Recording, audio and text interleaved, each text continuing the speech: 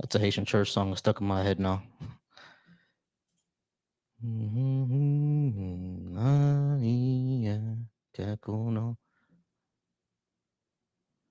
All right, cool. We'll start there. All right, y'all. You are connected as the host. Welcome, host. You are now in the host room and can manage your callers from the call-in studio web interface. Cool. All right, y'all. So call-in line is gonna be open in a second. That's the call-in line. Y'all go ahead and you can call in if you would like, and let me know if you disagree with what I have on the board. If you do, go ahead and hit that request, and we can go ahead and still definitely talk about it. Let me know what you disagree with. Like I said, if you say something like, you either say that you disagree or you call me stupid or whatever, I'm just gonna go ahead and invite you up. You know what I mean? Don't be shy. If you think I'm an idiot or brainwashed, go ahead and request up, and you can tell me why you think that. I don't bite, y'all. I don't bite. So you can definitely go ahead and come on up if you disagree with what I have to say. That's all good and well. I enjoy a good conversation. Calling lines are now open. And like I said, keep liking that live and keep sharing. Keep liking that live and keep sharing. I appreciate anybody who is here and would like to talk. Go ahead and tap that screen. There are a lot of people on tonight, so we may have a slower night. We may have a slower night because there's a lot of folks on. What's going on, y'all? What's going on, Resist?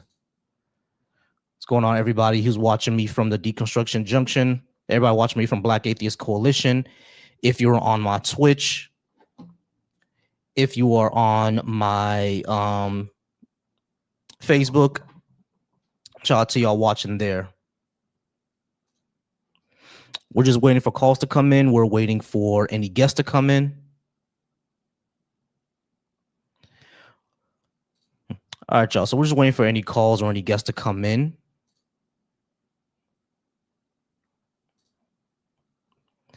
And like I said, if there's something on the board that you disagree with, go ahead and either call this line or hit the request button, and we can go ahead and talk about that. Let me know how you feel and why that is.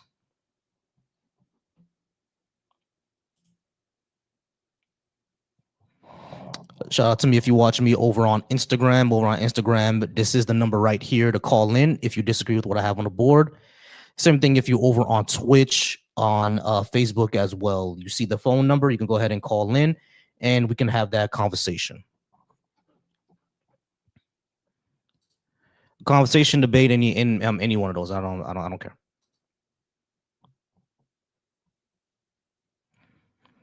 Go ahead and come on up, Human, if you want to go ahead and talk to me. All right. Seymour asks, have I lived in another country? I haven't lived in another country, but my parents are from another one. All right, Human, how's it going, Human? Are you at least 18, and did you disagree with what I had on the board? Howdy, and I don't know if I really know enough to say I disagree with all of it, but I got questions. Yeah, sure. If you disagree with all, that's fine. Go ahead and pick one, and we can No, start going on. No, I said I don't know if I know enough to even disagree with all of it or any of it, but I definitely got questions. Yeah. All right, sure. What's the question? Well, the first one, starting with number one, Mm-hmm. if America was never great, what's your definition of great? How do we define what a great country is? Living up to your principles, essentially, which America never has. The principles of liberty and justice for all, equal opportunity, etc., things like that. We haven't lived up to that expectation or that principle, and in many cases, we actually fight against it. So, if that's the case, we can't be great. Okay. And then number two, what leftist policies would you say are better for society than Universal health care, investment into public transportation, universal education, like from pre-K all the way up until I would say college as well. Walkable cities, heavy investment into infrastructure, heavy investment into public transportation, heavy investment into nuclear power, in order to decrease our reliance on oil, stuff like that. Yeah, those type of things. Environmental protections, all those are better for society. Right on. And then reparations for Black Americans, is that just because of the country's history of slavery and all that? Uh, oh well, I'm really not collected with my words here, but Yeah. So slavery, Jim Crow, redlining, those issues, and like yeah, slavery, Jim Crow's redlining, mass incarceration, the war on drugs, black codes, all those economically, socially, and politically negatively affected black people and black Americans in particular, specifically, and kept them like economically in a precarious position, like on purpose. So if the government broke it, the government should fix it. word. Okay. And how do you feel then about government officials having term limits, like Congress having term limits? There should be a maximum age. You should be forced to retire at 61. Hell, maybe even 55. You think age is the determining factor? You don't think like age comes with age comes wisdom and better knowledge? I mean, I there's definitely like a It can. It can.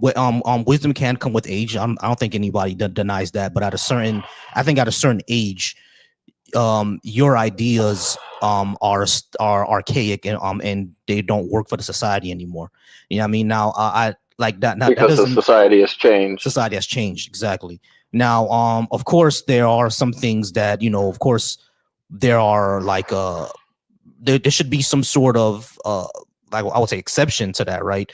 Like if the society wants to elect the next Hitler, yeah, I don't care if someone's 81, would let them let them stay in their seat so that doesn't happen. You know what I'm saying? So like, yeah, so like it should depend. There probably gonna be exceptions, but in general, I think the general rule is that we could retire them because the retirement age is 65 anyway in the United States. So why not have a retirement age for Congress people too? Right on. But I mean, what percent of Americans are actually able to retire and live any sort of substantial life in retirement? Yeah, exactly. That's why that's why like Or, that's why leftist policies would be better because it would actually help us get to that time where we can retire at a good age around 61 or 63 or whatever, and we'll be able to not be in a position where you have working retired people essentially. Yeah, I mean people who are quote unquote retired but have to be greeters at Walmart in order to make ends meet. See what I or mean? hmm and I mean, obviously not. I can't remember everything you listed off. Obviously, not public transportation or education is gonna get us there alone. Mm-hmm. What kind of policies do you think would? What kind of changes do you think would do that? Could do that? Could have Oh, that kind of effect? that yeah. Guaranteed housing, definitely. So people aren't because one of the big things that gets people worried about like homelessness and stuff like that is like especially for our elderly is rent, mortgages, and stuff like that. So guaranteed housing, I would say needs to be a thing. We need to change zoning laws and start to drive the housing costs down so people have less cost of their homes and stuff like that.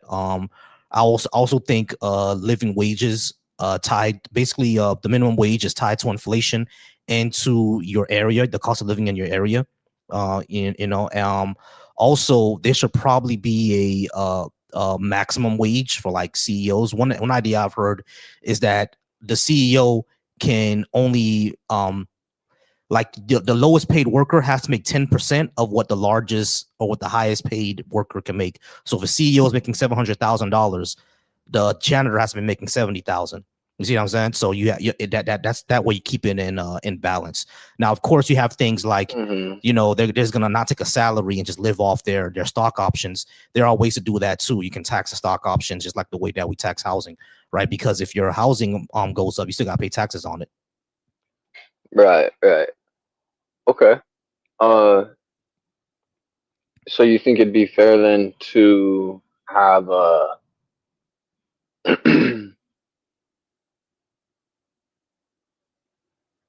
sort of like Switzerland did.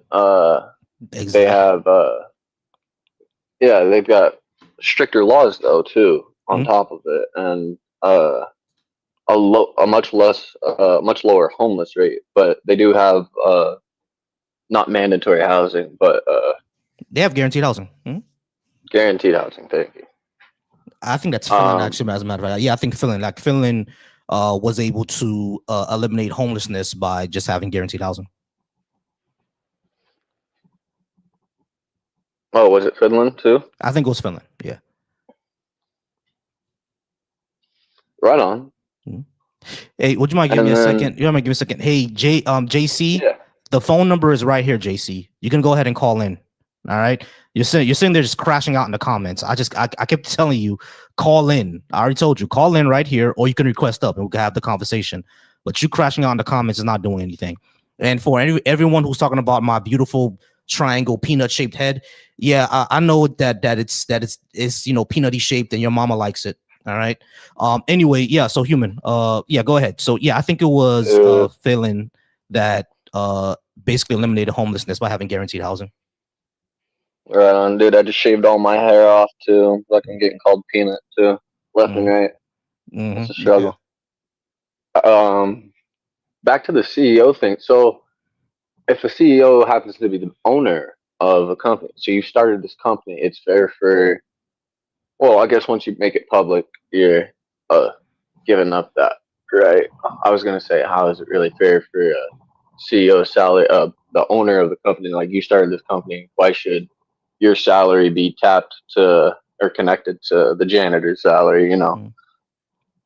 Yeah, I Um, know it seems unfair, but it's for the that's why it says for the best for society, because what we have right now is just them lining their own pocket, which sounds like, great, like it's mine and I'm going to go ahead and line my own pocket. All that sounds good and well, but we've seen the effects of that. So we need to start worrying more about how this is going to affect all of society and not just themselves, because like selfishness has not gotten us anywhere. And I understand there has to be limits, right? We're not gonna just cut their heads off or whatever, but we have to figure out a way on how to make sure that we don't have haves and have nots. You see what I mean? Which is what we're heading right. towards. Yeah. Well, you say selfish, you mean the country as a whole and our ventures and putting our business Yeah, uh just be, being money hungry. yeah, because the entire like the common attitude in this in our country is like hyper individualistic, and I do understand that individualism is needed and important, right? I do want to understand that. I'm not going to take away from individualism, but we need to get to a point where we're not all just about the just you, because we don't live in an island. We don't live in an island of a person. We live in a society, right? So everything that you have dependent on somebody else.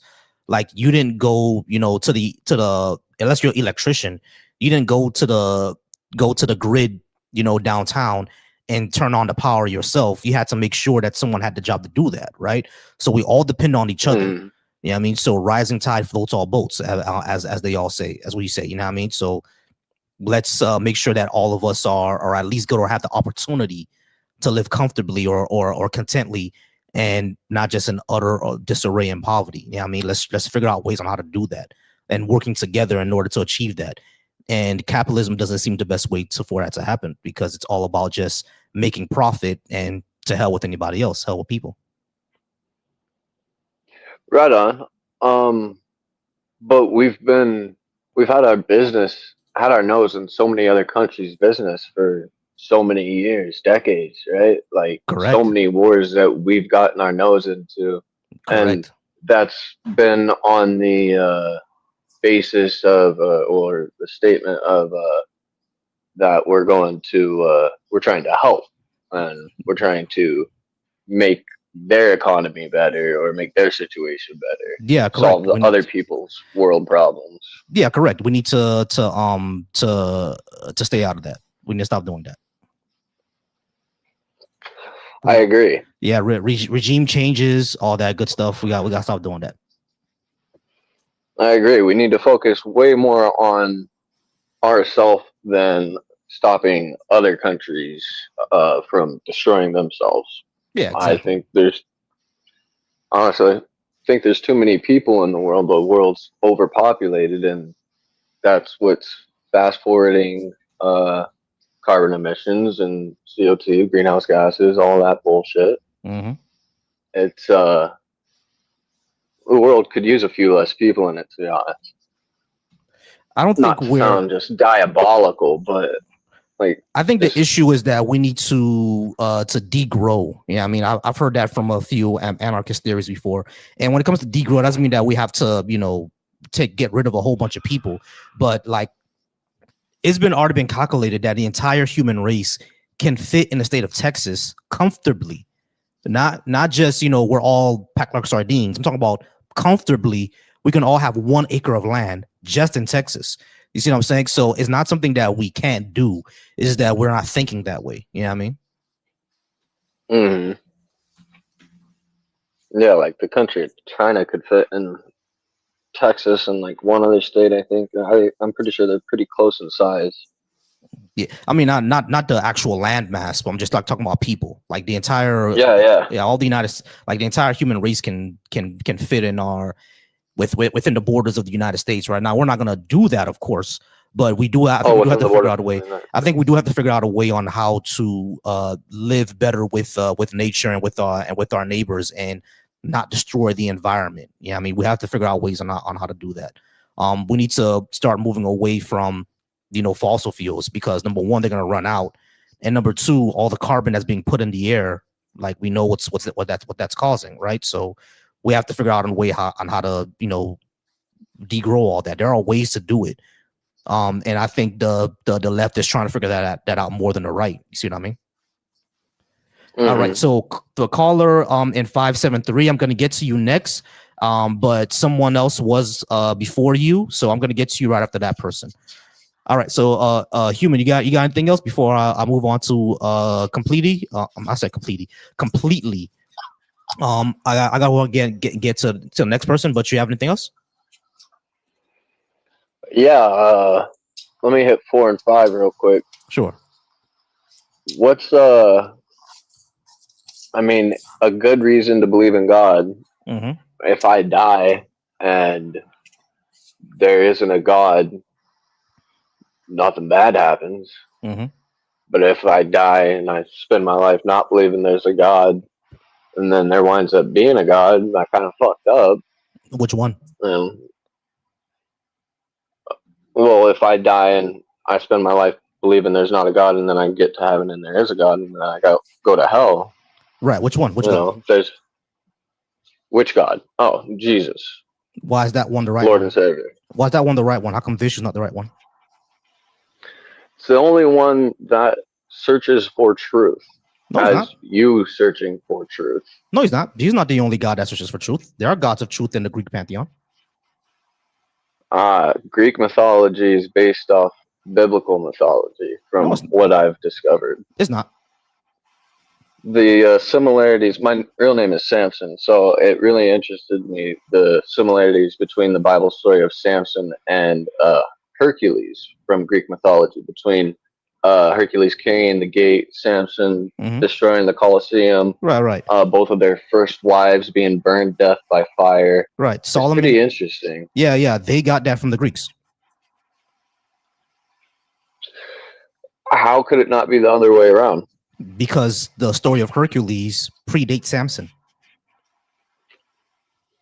Unless they went back in time. there's been back and forth on that. Yeah, but what I'm saying about is that Greek mythology predates the Abrahamic religions by like 500, maybe 1,000 years. They predate all of it. According to some. It's not really according to some, bro. It's this literally according to history. According to some scientists, the Earth is 3,500 years old or 5,500 years old or no scientist says that. And then now, no scientists say that. That's creationist. Some do. A lot of yeah, that ain't a lot of scientists. No, they a don't. lot of scientists are saying that no. Well, let me finish, please. A lot of scientists are saying that the Earth is millions and millions of years old, of course. Mm-hmm. But there are plenty that I've read. Of course, it's not like Neil deGrasse Tyson, but if you listen to the Diddy stories, I don't know if I want to listen to much else Neil deGrasse Tyson has to say. I don't know if you heard about the stories of him sliding down the hallways all oiled up, but I don't know. I'm trying to learn, and I'm following what I feel leads me to live a better life day to day.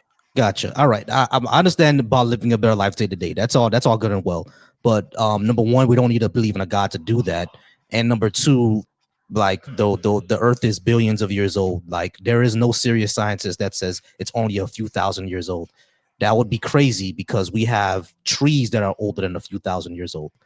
Yeah, I mean, so it's that would be insane, right? So it's no serious scientist is saying that. Right. It would be insane that if the huge flat plateaus like Devil's Tower and places like that along volcanic regions that have those hexagonal shapes that are massive but are the same shapes as the cells in trees. It'd be insane if those were petrified trees, but there are petrified forests in northeastern Arizona, and like there's some evidence that makes it kind of make a little sense. I'm trying to figure it out and weave my way through the bullshit, but it's confusing. And the bullshit is the claim that the Earth is only a few thousand years old. I'm gonna have to get to the next person, bro. I do appreciate you being up. We're gonna talk to completely now. Come back anytime, human. All right, I do appreciate you. All right, guys, go ahead and keep liking alive and keep sharing. Keep liking alive, keep sharing. Once again, 573. I do see you in the queue. I'm gonna talk to you right after I talk to Completely Confused. Dreadful, how's it going, brother? I'm gonna go ahead and bring you up in a second. I was only taking ops for the moment. Oh, you dropped off. I appreciate you. But all right, and the next person is going to be Dietrich. Dietrich, you're gonna be right after my phone caller, okay? So Completely Confused, how's it going? Are you at least 18? And did you disagree with what I had on the board? Yes. What'd you disagree with? So thank you for having me. Number one, America has always been amazingly great. Okay. And then what was it? Go ahead. What was it great prior to 1865? Absolutely. Slavery's great.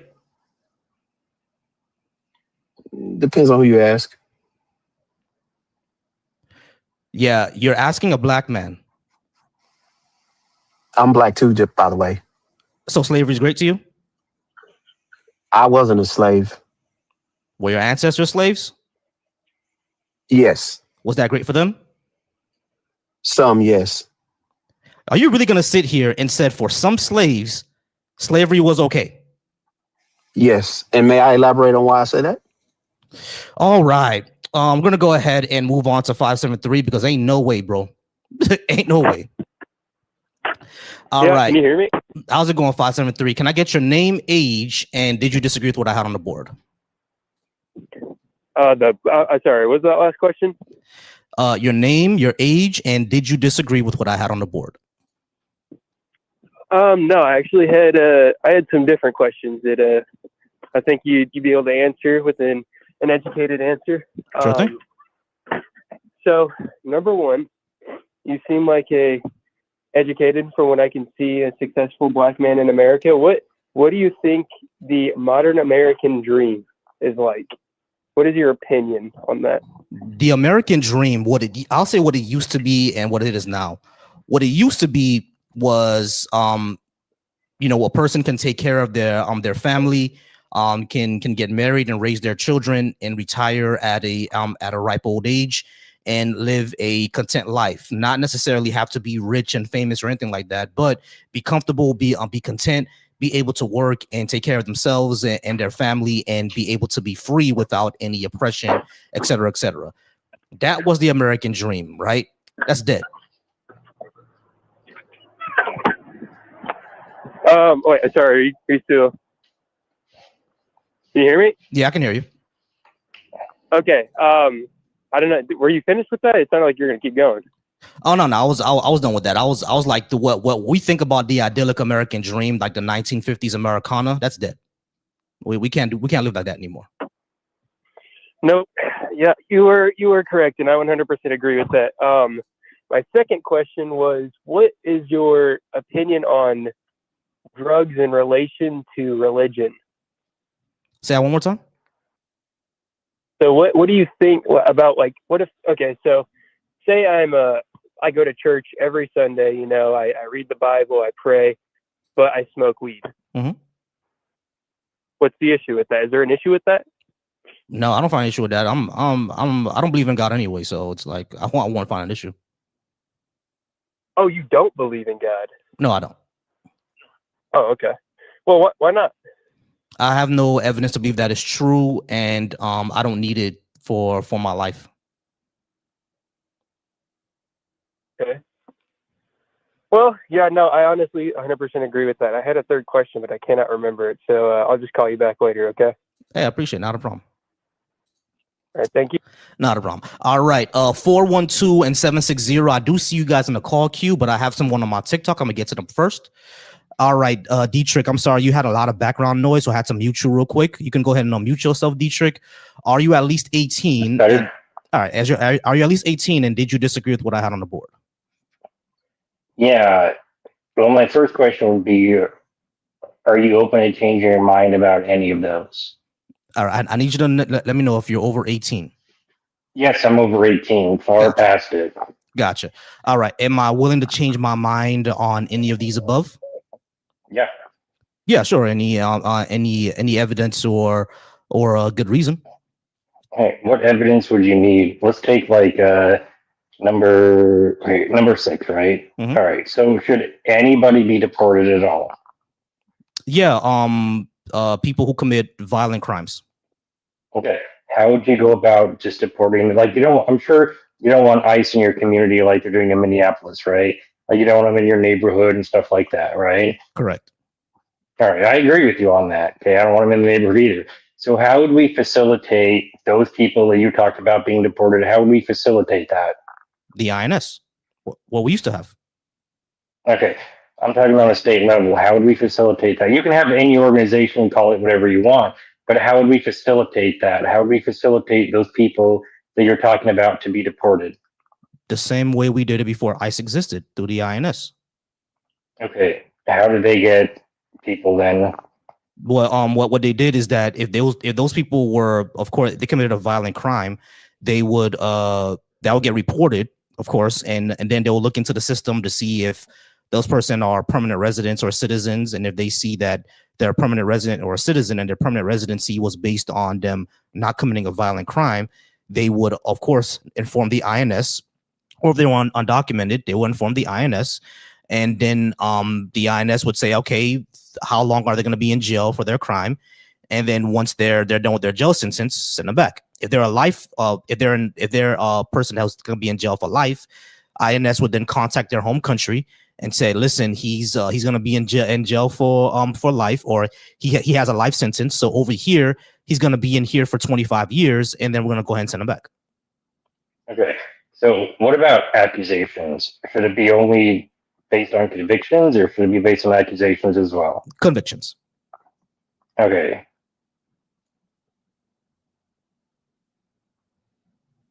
So so say ICE did only what you're talking about, right? Mm-hmm. Say that's it, right? You have to have like state level cooperation, right? And I also disagree with you. I think it should be based on accusations as well. Because you don't have a legal right to be here, right? Like, let's just talk about the law, right? So if somebody crosses the border illegally, they don't have the legal right to be here, right? Yeah, legally, yeah, sure. You don't have a legal right to be here. Okay, you're the citizen of another country, right? Mm-hmm. Okay, so say like somebody got accused of like raping your kids or something like that, okay? And they have no legal right to be here. You wouldn't deport them. No, I will. I wouldn't. I won't want the Yeah, investigation there's first. zero talking. You're an activist. That's it. Yeah, I will. I would actually want like an investigation. Okay, whatever. All right. So, 412. Gonna move on to 412. All right, 412. Hello. How's it going? Can I get your name, age, and did you disagree with what I had on the board? Hello, sir. My name is Dinesh. I am 48 years old. I am an Indian American, and I reside in Pittsburgh with my family, who has all come over legally. We have gone through the proper channels. So to abolish ICE, I do not understand it. Have you ever been to India, sir? Have you been to the streets of India? Okay, that has nothing to do with what we're talking about. I don't care about. It has everything to do with. It doesn't have anything to do with what I'm talking about. I do not care about the streets of India. I'm pretty sure that the streets of India have had problems and everything like that. I don't want those people to have those problems anymore. I wish, good luck to those people. I hope that India fixes all of its issues, but abolishing ICE has nothing to do with the streets of India. Have you been to the streets of Haiti? Yes, it is the same as the streets of India. They're uncivilized people. They are pooping on the streets, robbing each other at knife point, and you want them here. You want them not to be taken away. Is that what you are saying? That's not what I said. That's not what I said at all. Then what are you saying? Abolish ICE. What are you to do then? Because ICE is a shitty organization that rapes children. So they should be abolished. Oh, they rape children. You know who else rapes children? All the illegal immigrants that I have escaped. I have grown up in India. You know nothing about the outside world because you have lived. All right. I'm going to go ahead and move on to 760 because that's not getting anywhere. Like, that has nothing to do with what I'm talking about. All right, 760, how's it going? Are you at least 18? And did you disagree with what I have on the board? Yeah, I'm 37. I do have a few things I'd like to mention. Sorry about that last caller. Hey, I have noticed an uptick in your type of programming on the right and the left, where we're doing these YouTube call-in shows, and I think it's a good place for discourse. So I want to be a good actor in this. My one question is, I do think ICE is a necessary means to an end, but where do you think? I'm assuming you're monetized, correct? No, as you should be. Oh, okay. So you're doing this out of the good. I mean, do you think you'd be getting the same amount of traction if it weren't for the Trump administration? I'm not sure what your career or background is. I'm just kind of curious. Like, I'll be getting more traction if I was a black conservative. Well, you're not wrong in that sense. I follow a lot of them, and I think they're rising up. I just recently moved to Texas to escape communist California. And I've never been happier. And I'm actually going to a predominantly black church now. And the community here is great. And I left California for that reason. And I'm from San Diego, and all my coworkers were conservative Mexicans. They were the only ones I liked. It's this influx of liberals who think they know what's best for the rest of us. And I think right now we're a nation divided, and it's sad. Yeah, it is. So, what did you disagree with? Well, I mean, if the real hardworking Mexicans wanted prevailing wage. I'm a construction worker. So they were all pro-ICE, and they have cousins across the border in Tijuana. Half of them worked with us, and they came across the border, and they hate the ones who sneak in illegally, too. We all just kind of want to work together and live prosperously. I don't think that... Now, I'm not saying you in general, but the left tends to demonize people who are slightly more conservative. I'm a libertarian, so live and let live. But at the end of the day, like, we all have more in common when we sit down at the table and break bread than we don't. Yeah, I agree with that. We all have much more in common than we don't have in common, right? But when it comes to the entire, like ICE thing, it's already shown that ICE is a corrupt organization. They hire people who are not only abuse undocumented people, but also abuse their own citizens. We just had several murders, not just the 2 that we know about, but there were several other people, like a black man and I think a Hispanic woman and 2 other Hispanic men that were murdered by ICE. Yeah, you see what I'm saying? And not only that, they're breaking constitutional laws. So I understand that there needs to be some sort of like process here, right? No one is saying that everything should be a free for all. Like no one's claiming that. So like whenever we say abolish ICE, we're talking about like the organization as it exists today should not exist the way it exists today because it's breaking constitutional laws. Yeah, okay. Yeah, and hey, I appreciate where you're coming from, and I appreciate that you're actually doing something productive online by speaking out and having a civil discourse. That's what this country was made on. But what I'd like to reiterate, and sorry, you mentioned a lot of good points, but you got to break a few eggs to make an omelet. You know what I'm saying? It's not always going to be pretty. And it's been so backed up with previous administrations, and we're not just talking Democrats like George Bush. I mean, this goes back. The Clintons were very pro keep the borders clean. You know, you got to know your history. This has been an ongoing problem, and part of it has to do with voting demographics on both sides. But it's got to a boiling point where we just have to get messy. And yeah, dude, some heads are going to roll. I totally see that, and it sucks. And I'm not saying anyone deserves to lose their life over this, but you're doing something constructive by staying in your house and not interfering with federal agents like this Alex Preddy guy. He was on camera kicking a federal vehicle. I mean, you do know that was an AI video, right? Maybe, possibly. AI is, you know what? That is the next thing we're going to have to start regulating. It's getting to the point where the boomers don't know I don't. I'm 37. I consider myself tech savvy, and I get fooled all the time. I'm willing to admit it. Yeah, exactly. That was an AI video. That wasn't real. But as far as what we see, what actually happened to him, like an ICE agent pulled out his gun. He wasn't pointing at anybody. So Pam Bondi just lied to us. Like she just flat out lied. He didn't pull his gun or anything. Still, like that. Same point is, why was he out there agitating? That's not peaceful protesting. That's obstruction. What do you mean by agitating? He like the ICE agent pushed a woman. He stepped in between them. So he's agitating by protecting a woman. I thought conservatives like. Was that woman agitating? See, women need to also, and I'm not some chauvinist, misogynist, but like, I think that's irrelevant, bro. You play with fire, you're gonna get burnt. I think that's irrelevant, bro. Like at the end of the day, do we expect some professionalism from our officers or not? Like I do. I exactly. agree. So is like abusing the citizens. What does that get us? All that get us is exactly what we got here. Someone's going to step in because no one likes to see someone else getting brutalized.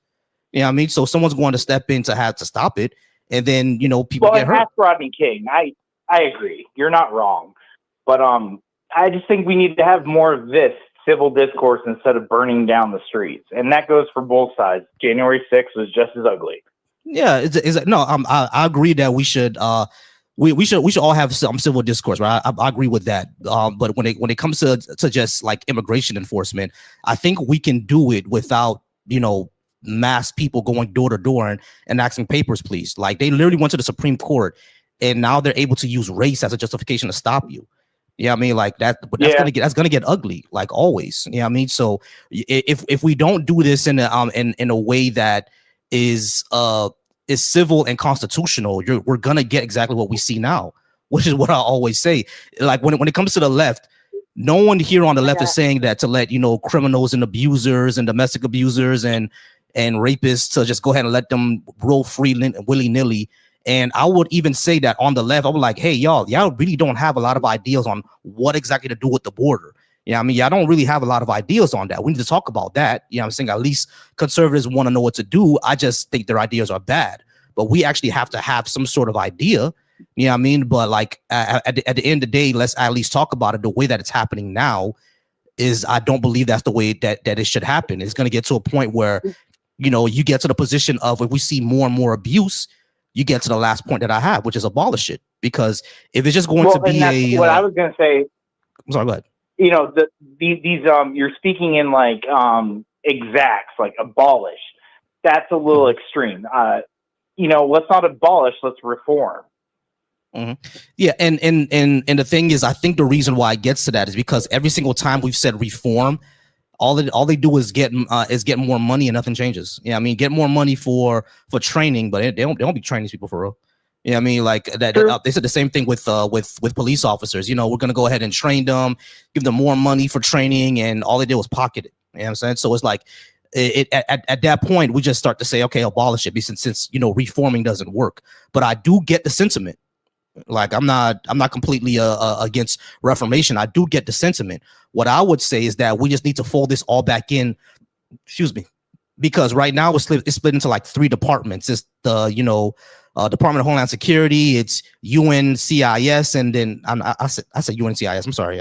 It's another bureaucracy too. So yeah, exactly. I feel you. And then it's ICE. You know what I mean? But all of them used to be one organization. They all used to be the INS. So just make it all the INS again. That's what I would say. Oh, hey, you know what? If that's what you mean by abolish, I can get behind that. Is let's consolidate. Yeah. Let's just consolidate all back into the INS. Yeah, I mean, I think that's what most people would say. Well, hey, you know what? And that's going to take a bipartisan effort, and that's something I can get behind because I think we all just like going back to the breaking bread thing.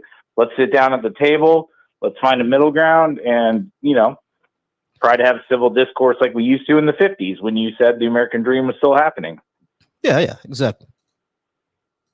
All right. Well, hey, I appreciate your time, man. I'll let you get to someone else, but keep doing the good work.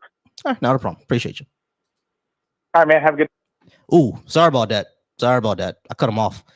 Sorry, I cut you off. All right, 573. I'm gonna get back to you in a second. I do have another guest on my stage. Let me get your name. Godis. Godis, how's it going, Godis? Are you at least 18? And did you disagree with what I had on the board? Yes and yes. So, well, actually, first we gotta clarify if it's an actual disagreement. When you say America was never great, what are your metrics in determining that? Its own principles: liberty and justice for all, equal opportunity for all. We never lived up to that, and in many cases, we fight against it. So you're saying how you determine whether a country is good or not is based on its own principles. Its own principles. Okay. Mm-hmm. So would you suppose if you made a country with the opposite principles, it would be a great country as long as it met those principles? Oh no. I should clarify that. I would say, in my opinion, what are good principles, or principles that are pro-social, because liberty and justice for all, equal opportunity for all, those are pro-social principles. If you live in a society where the principle is, eliminate everyone with brown eyes, then yeah, that's that principle goes against humanity, right? So, like, I'm talking about humane pro-social principles. That was a good point, though. That was a good point. I appreciate that. And you're applying goodness to these principles? Yeah, I think liberty and justice for all are pro-social and pro-humane principles and consequences. And are you saying these are moral principles? Moral, I won't. You believe them to be right? I would say they're humane. Yeah, I believe them to be right. Yeah. Yeah, and that's just your preference, right? Yeah, exactly. This is my preference. So then it's not a truth claim. No, it's not a truth claim. It's just my opinion. You can disagree with it. Tell me why. I mean, there's nothing really to debate if you don't believe your claim to be true. No, I believe my point to be true is just in my opinion, this is true. So you can tell me in your opinion why I'm wrong. Well, because it violates the very definition of something being true. It has to. Bro, this is not a philosophy course. Just tell me why you think I'm wrong. Well, I'm telling you, your claim is not true. Okay, why? I'm not teaching you because it goes against the definition of truth. I don't care about that. In your opinion, am I wrong? You don't care about definitions? No. In your opinion, do you think I'm wrong that America was never great? In your opinion? Look, the madder you get, the sharper your forehead is. All right. So, in your opinion, do you think I'm wrong? Coming to a point. Look at it. All right. So, in your opinion, Godis, do you think I'm wrong about my opinion? Do you have a different opinion? Well, opinions aren't truth apps, right? Opinions can't be right or wrong. Do you have an opinion or not, bro? Jesus Christ.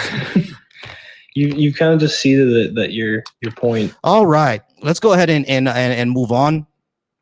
All right. So let's see if we have any. We do have someone else in the calls. I'm gonna hit you real quick. All right, y'all. So I appreciate everybody being here. If you're over on Deconstruction Junction, again, just call in. All y'all just, crashing out in the comments and calling me stupid, but all you are cowards and don't want to call in. If you're watching me over on my personal channel, Voicy Thoughts, I appreciate you there as well. And we're going to go ahead and get to the next caller, 573. 573, how's it going? I'm doing good, man. All right, are you at least eight? Can I get your name, age, and did you disagree with what I had on the board? My name is Aiden. I am 20 years old, and I can't say if I disagree or agree, but I have some questions, okay? Yeah, sure. Go ahead, Aiden. So, reparations. Mm-hmm. So, who is paying those reparations? Government. Just like they pay for everything else. The government, okay. Yep. Okay, and then which people are receiving reparations? And are you saying reparations for Black history or reparations across all cultures? Reparations for African Americans. Now, are African Americans the only ones who should get reparations? I think Native Americans should also get reparations, but we're talking about African Americans. Okay. So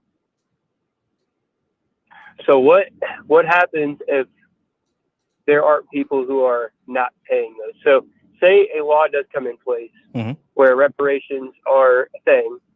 What if the people aren't paying those? What happens? Are they punished? I'm not sure what you mean. So say with taxes, you got to pay your taxes, right? Yeah, I did. Yeah, you got to pay taxes. It falls under the same, I guess, leverage of taxes. I mean, like, well, when it comes to that, paying your taxes, not paying your taxes is already illegal anyway. So. Yeah, that's what I'm saying. So, is it like a tax? Like, you know what I'm saying? Like, will I go to jail if I don't pay these reparations? Well, if you don't pay your taxes, you're already going to go to jail. I'm not sure where we're going with this. Okay, so number 2, America was never great. Explain that, please. Yeah, now America never lived up to its principles of liberty and justice for all and equal opportunity for all. And in many cases, you fight against it. So these are pro-humane, pro-social principles, and America never lived up to it. So if you're not living up to your principles, not going to be great. Okay. So there's some things I agree with that. And so what do you mean equality across all people? Because I think that every person that comes into America legally has an equal opportunity, just as I do. We don't. Your opportunities are heavily dependent on your race, your sexual orientation, your gender identity, etc. I know a lot of successful black people. Yeah, I know. Everyone says that. I know a lot of successful black people as well. I'm one of them. That doesn't mean that race doesn't have an effect on it. All research that we have shows that it does. Okay. Do you think that could be due to the people's own personal doings, what they do with their life, or do you think? Okay. So. And I'm not just saying that. Like, research backs me up on this. Okay. I know it sounds insane. I know it does.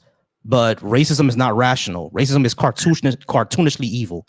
Like, it sounds insane that in America, we actually built highways through black neighborhoods in order to make them poor and separated away from the city.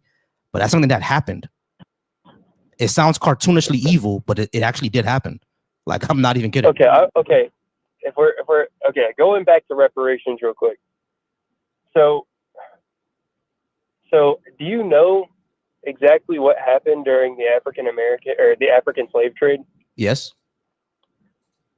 You know the Africans. So the Africans, yeah. Did Europeans sell Europeans when the Romans had the slave trade?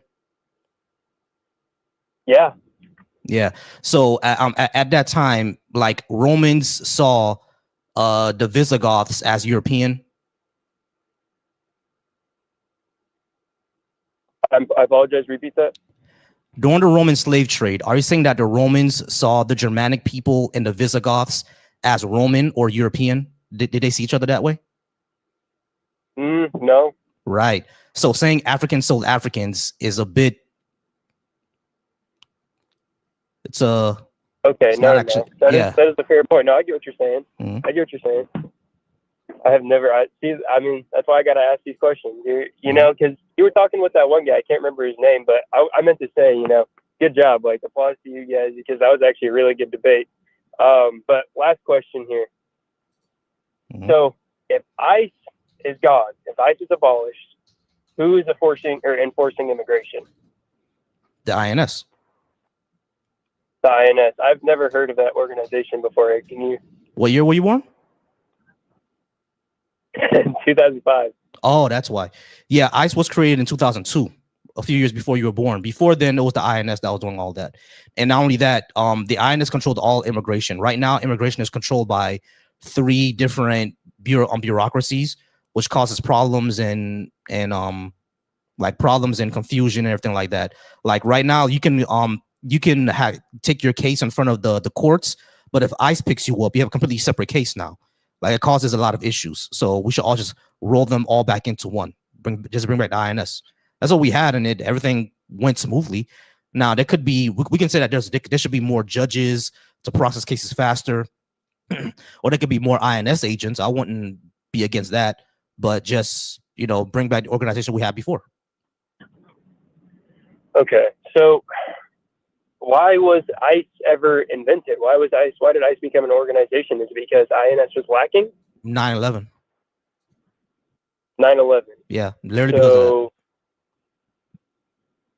What? So just security? No, just national security. The Bush administration, when they signed the Patriot Act, they just created a whole bunch of new bureaucracies, and ICE was one of them. Holy shit! Wait, hold on. So you're telling me ICE was not even invented for immigration purposes? I mean, it was a blanket statement, pretty much, but like it was not invented solely for illegal immigrants. Yeah, it was invented for security, like homeland security, essentially, and essentially, yeah, if because the people who committed 9/11, they were immigrants. They weren't illegal, but they were immigrants. So that's what ICE was created for, and in order to deal with that, the immigration part of domestic security. Well, I had no idea about that. Wow. Okay. Well, thank you for educating me on that. I appreciate that. And this is actually my last question. Okay. Mm-hmm. So I don't believe in God personally, mm-hmm. but if there was evidence, what standard of evidence do you expect or accept anything to be true? I should say, like, what would it take for you to believe in God? Yeah, sure. It would. I would say the evidence have to be repeatable, demonstrable, and repeatable and demonstrable. Essentially, even if it's not repeatable, something that is demonstrable. Like, for example, like you see how you can just have to look outside at the proper time at night to see the moon, right? Like I can't make the moon, but I know the moon exists because it's demonstrable. It's like right there. You see what I'm saying? So like something like that. It'll have to be like something we can repeat, or something that can be shown to be demonstrable. Like there's no way to show that it's not there. You see what I'm saying? Okay. Yeah, no, I get exactly what you're saying. Well, see, I'm in between because there's a lot of opinions. The Bible, your faith is how you interpret the Bible, right? So there's a lot of different opinions on what you should and shouldn't believe. So I'm really torn in between believing and not believing. Do you think that there is something, absolutely anything out there that constructed the entire universe that we live in at all? Do you think it was modified in any way, or I apologize, constructed in any way by a being of some sort or an energy of some sort? Yeah, that I don't believe in, because we just don't have any evidence of that. But if evidence comes to show that this universe was deliberately constructed, then yeah, I would believe it. Yeah, I mean, if the evidence shows that to be the case, excuse me. I mean, we just don't have any evidence for that right now. The way that everything fits together, how would there not be, engineering to this. Right, that could just be the laws of physics. The laws of physics could look like engineering to us, but it's just what the laws of physics do. And now if we ask why do the laws of physics do what they do, is that goes into quantum mechanics. And if you ask why does quantum mechanics does what it does, we still don't know yet. We have no nature about we have no idea about the nature of causality. But I don't think that that necessarily implies some sort of construction. We just don't know yet. Mm-hmm. Okay, so what do you think happens when we pass? What do you think? It's just we're dead? Yeah, we just rot in the ground, and that's why we need to make this the best life possible as we can. That's why we need to make sure that we live in a pro-social society, a pro-humane society. Make sure that human life is uplifted as much as we can. Make sure that suffering doesn't. Make sure we decrease suffering as much as possible, especially for humans. Now, when it comes to animals, that's a harder one because a lot of us are still meat eaters, and humanity was. We grew up on meat, so I'm not sure what to do about that. The vegans are probably right. I'll tell you that. That's why I never debate with vegans because they're probably right. But until we can figure that part out, then yeah, humans are my main concern, my main priority, and we should decrease human suffering as much as possible in order to live a better life because we only get one. That's how I think about it. I think you should go through life, be good to people, and that's really all that matters when you die, because I don't really think heaven's a real thing. But one thing my dad always told me, he was a super Christian guy, but he always said, even if God is not real, energy cannot be created nor destroyed. Mm-hmm. So explain that. Yeah, energy. We have electricity. We have electricity throughout our body. Where does that go? The electricity from our body, it probably just goes right back into the ground. Because like energy is a property of a system. It's not some sort of ethereal thing onto itself. Yeah, I mean, it's just a thing a system does. Yeah, I mean, so it's essentially what it is. It's like someone said, it's a measurement. You know what I mean? So that's why I say it can't be created or destroyed. It's just a measurement or something. Just like saying the number one can't be created or destroyed. I mean, it's just a measurement or something. It's something that we came up with. But other than that, when we die, the electrical processes of our brain, they stop firing. So what happens to that electricity? I don't know. We got to talk to a neuroscientist. I have no clue. Alrighty. Well, it was good talking to you, man. I appreciate your opinion. You actually did change my idea on some things. So I appreciate the debate. Hey, not a problem. I appreciate you. All right. Good night, man. Yeah, as well. All right, guys. I do appreciate everybody here. I do appreciate everybody who's watching me on TikTok, y'all. Let's try to get to 10K likes within the next few minutes. Again, once again, you guys are wonderful. Let's try to get 10K. 734. I'm gonna get to you next. 734 is next in my queue. All right. So let me just address something going on over on Deconstruction Junction, because again, I haven't been reading the comments. I just see y'all crashing out, and that's why I only replied to one or two people. The Indian caller who called earlier, the reason why I hung up is because I know when someone doesn't want to talk. I know when someone doesn't want to have a conversation. I know when someone doesn't want to have a debate. They just want to yell and abuse you. All right. If you call into my show and all you're gonna do is not actually have a back and forth conversation and just yell and just yell either obscenities or call me stupid or anything like that, I'm not gonna talk to you. I'm not going to talk to you because there's no point in having a conversation. When we have a conversation, we have a debate, you don't necessarily have to change your mind, but at least you have to think critically of the other person's idea. That's at least the thing you have to do. But he wasn't giving me any ideas. All he was doing was talking about how India is shitty. That has nothing to do with what ICE does. Nothing. So that's the reason why I hung up on him, because he's not actually here to have a conversation. He's just here to yell and complain about India. India, or what goes on over there, has jack shit to do with how ICE operates in America. Jack shit. I know he doesn't want to go back there. That's all good and well. But just yelling and being abusive, that's not how we have a productive conversation. So that's why I hung up. Because I know when people actually want to have a debate, actually want to have a conversation, like the last couple of callers, and who just wants to complain about and bitch and moan about what's going on in their home country. Jack shit to do with ICE. All right, we're gonna go ahead and move on to the next caller.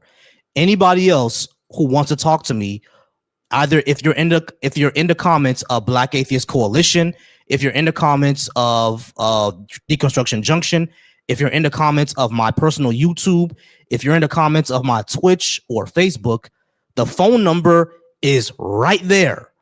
So call the hell in. All right.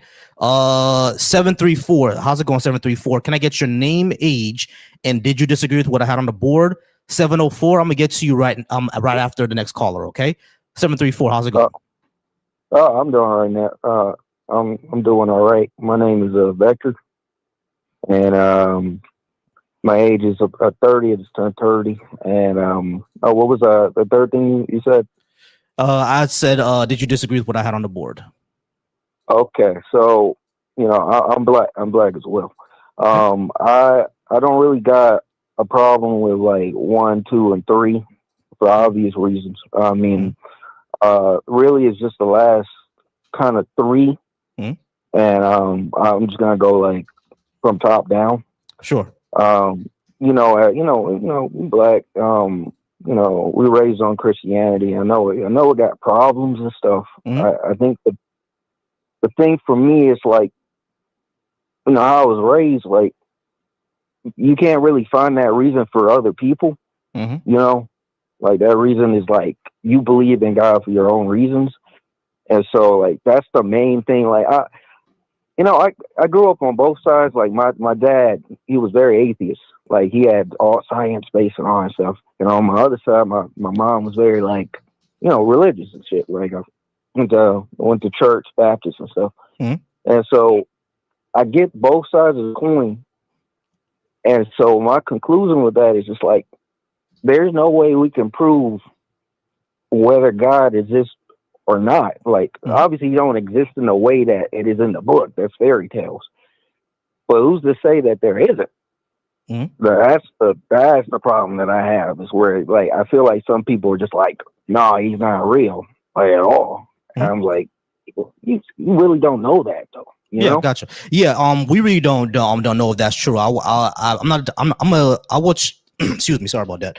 I'm what you would call an agnostic atheist, which means that I don't say or with absolute certainty that there is no God, but I don't believe in one because I have no reason to believe that's true.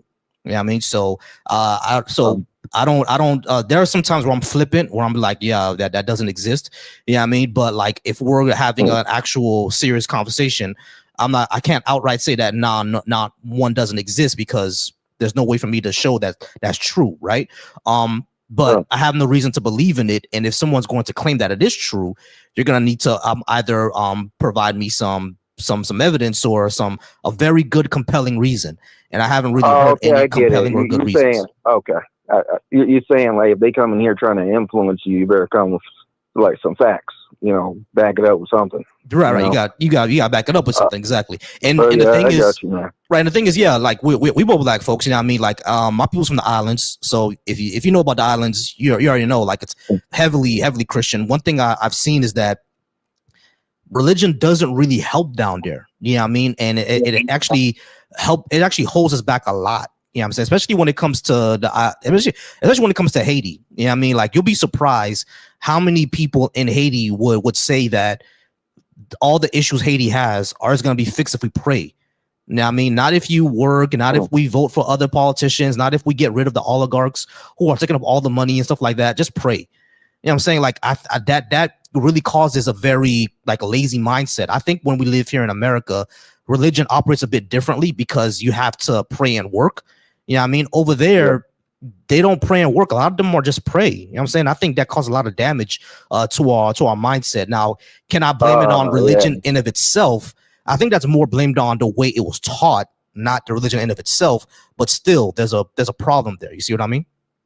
Yeah, I get it. Like, internationally, I don't know much about, out there, how Christianity. I feel like the Christianity that was like over there, overseas, it was a lot different from here, where we just kind of co-opted. We took that Christianity, was like, this is ours. This is how we're going to survive. You know what I mean? Like, where with him, like, it's like, I feel like it was even more forced on them. Like, I don't feel like for us, like Christianity, like it's genuine. Like this is how we survive. Like with our grandmas going taking us to church and shit. Like I mean, just than to just that, you know. Yeah, just to give more context. Yeah, it was a survival thing for us too, right? Because one thing Haitians will tell you is that the way we grew up is l'église, l'école, la caille, and what that means is church, school, home. That's the way that we grew up. That's the way I grew up. My mom always told me, hey, l'église, l'école, la caille. You know what I mean?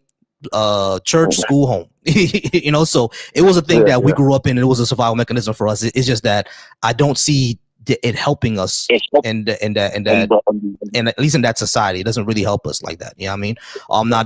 Now if I were to become like the emperor of Haiti, would I just get rid of Christianity? No, I'm not gonna do that. You know what I mean? Like I believe that you should I think everybody should. I don't think the dramas would like that very much. Exactly. My granny won't like that. You know what I mean? She's like 90 something. She's not gonna like that. But I think what happened, it should have less of an influence over society than what it has. You know what I mean? Because we're not gonna fix our issues by praying it away. We need to get to work. See what I mean?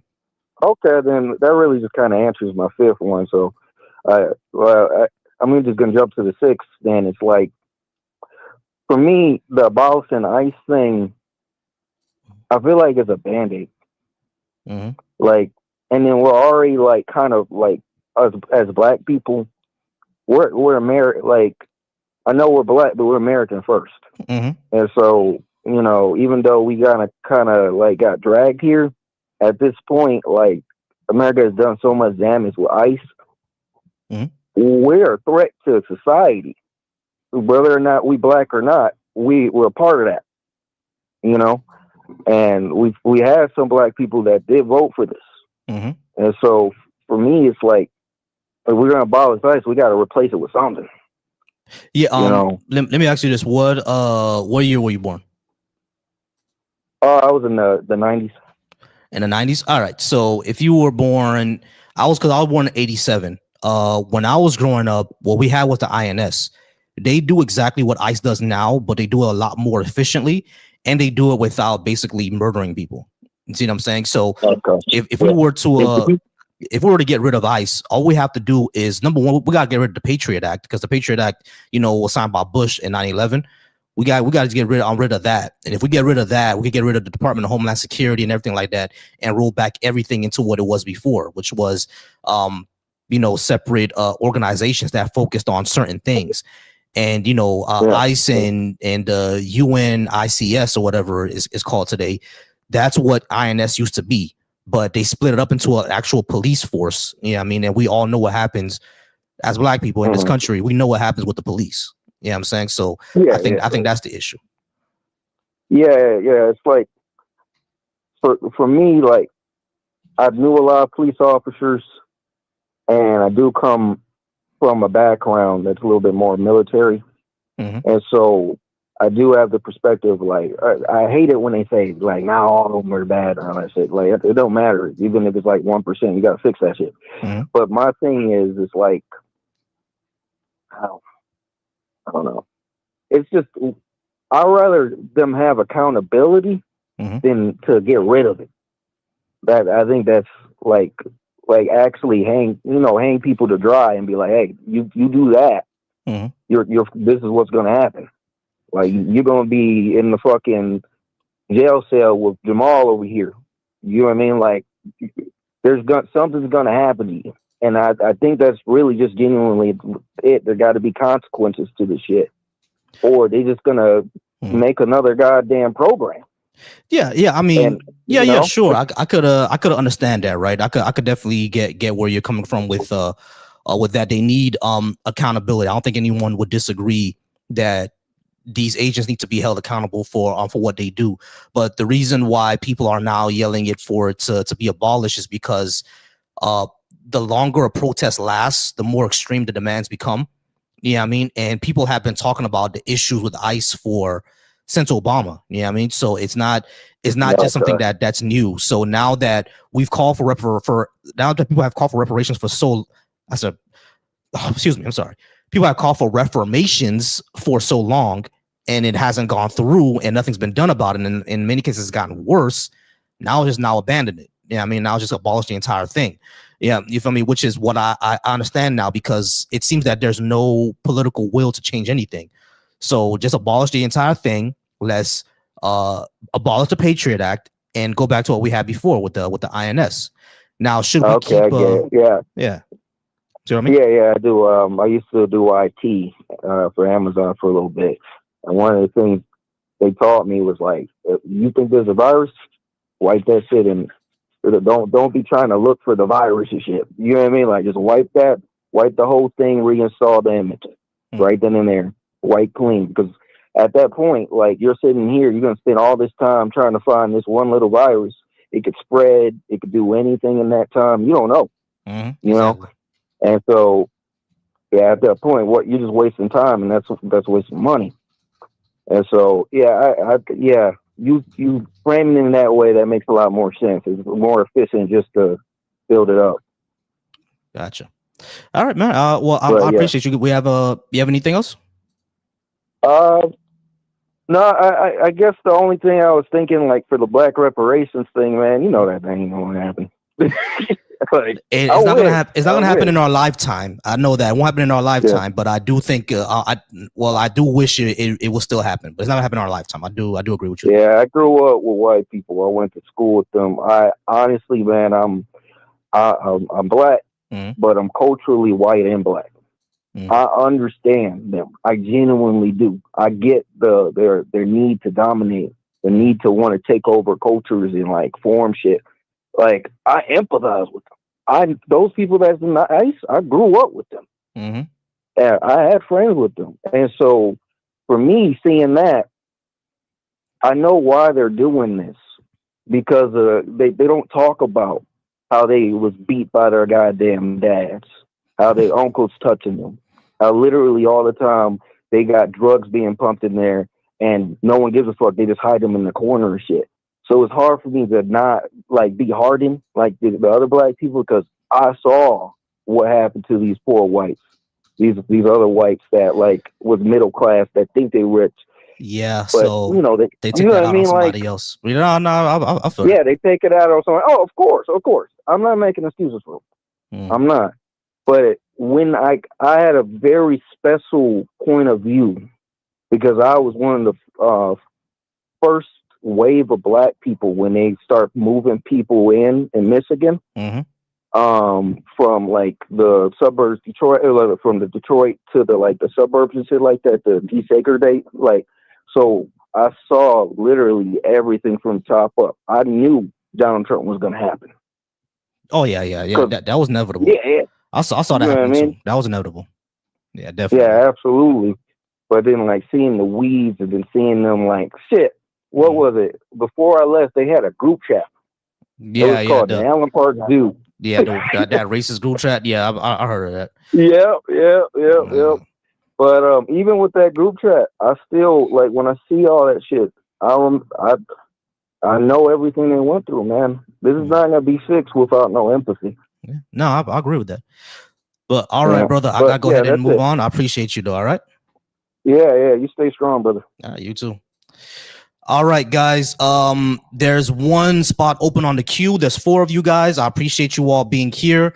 So once again, y'all, stop crashing out in the comments. Go ahead and call on up. We can definitely have that discussion. As you've seen for the last 3 phone calls, I was able to have a normal discussion even with people who disagree with me. So it's not hard for me to do. But if you're gonna be like the Indian caller and just yell, scream, and do all that bullshit and not have any decorum, I'm just gonna hang up on you. All right, 704, how's it going? Are you at least 18? What's happening, brother? How you doing today? I'm all right. How's it going?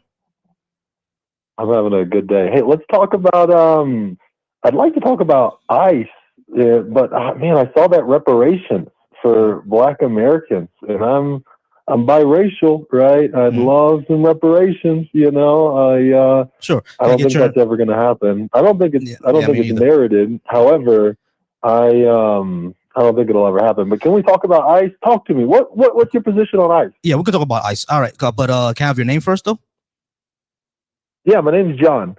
John. All right, John. And you are over 18? Say that again? Yeah, I'm over 18. Yes, Really? sir. Born Okay. in 1992. Okay, cool. Not a problem. We did have two callers who dropped out. The two callers who dropped out, you guys can go ahead and call back in. Not a problem. But yeah. So John, when it comes to ICE, from what we've seen about ICE, is an organization that abuses women and children, that has murdered several people, that puts people in inhumane conditions, and breaks constitutional laws. So there's no need for them to exist. They should go ahead and be abolished, and we could roll everything back into the INS like what we had before. Okay, so that's your complete position is abolish ICE, roll it back into INS completely. Is that correct? That's right. Okay, beautiful. Oh yeah, and So all the ICE agents who've gone out there and abused people, they should all be in jail. I saw a video of these ICE agents spraying guys from their vehicles. They were driving by and just hit a lady with pepper spray the other day. It's disgusting. You know, I think we as Americans should be disgusted at seeing those types of things. Murdering people, that's debatable. You know, I think we'll wait for these trials to come out to see if we'll call that murder or manslaughter. To me, that seems like manslaughter. I think those people are just about as accountable for their own deaths as the ICE agents. To be honest with you, it seemed to me like they put themselves in the hot seat and they got the Darwin Award. Two people specifically in Minneapolis: the lady in the car, and then we see this guy Alex, right? Who's all right, but the lady in the car, right? The lady in the car, you can let's say you can debate it, but Alex definitely not. All Alex did was step in front of someone who got pushed, and he got killed. Okay, let's talk about that. Absolutely. So he stepped in front of the late. And by the way, the dude, I can appreciate the gesture, right? I think every man that would sit anywhere in a room with me anyway would try and step up and help a lady up in that situation. He sees a lady that may or may not have been protesting with him, get pushed to the ground, right? She's pushed off the street, pushed into the ground at that little snowbank, right? Car behind her, and he tries to help her up. I think his issue when he tried to help her up is he pushed the officer with his right arm. And every video shows that pretty clearly. Now, look, my brothers are dark skinned. I'm telling you, I came out, I'm light skinned. My brothers are dark skinned. I got you. I've been in some police interactions with these guys. I got you. Hold on. When it comes to the video, police interactions with these guys, what I can tell you is that there is no way in heck, and I don't want to curse on your channel, right? I don't know if it's messing with monetization, but there ain't any way possible that if I'm an armed man, I'm putting my hand on an officer, because touching an officer is assault. Any black man knows that. And if he stops you, don't put your hand out, rest it on his shoulder. I got you. Take it offensively. Here's the thing. Honestly, this guy, he was sitting on his privilege. Hold on. That he was above the law. He thought that he was above any of us. John, slow down. Go ahead. If you from what we saw in the video, he stepped in front of it, and then the ICE officer maced him, and he put his hand up. No. Hold on. Let me finish. The reason he maced him because he put his hand on him. No, he didn't. Absolutely not. He stepped in front of him, and then he got maced. No, you have a live. Absolutely. He stepped in front of him. Yeah. He become between the lady and the officer, and then he maces him with his right hand. He pushes him with his right hand, which is then considered assault.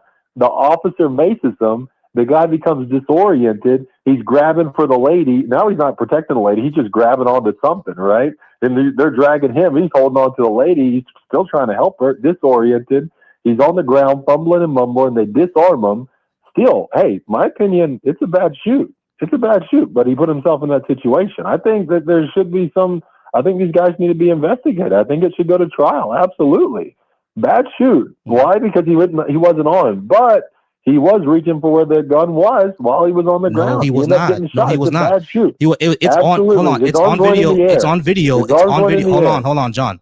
It's on video. John, stop. I don't know why we're contesting it like it's not very. John, you gotta slow down, bro.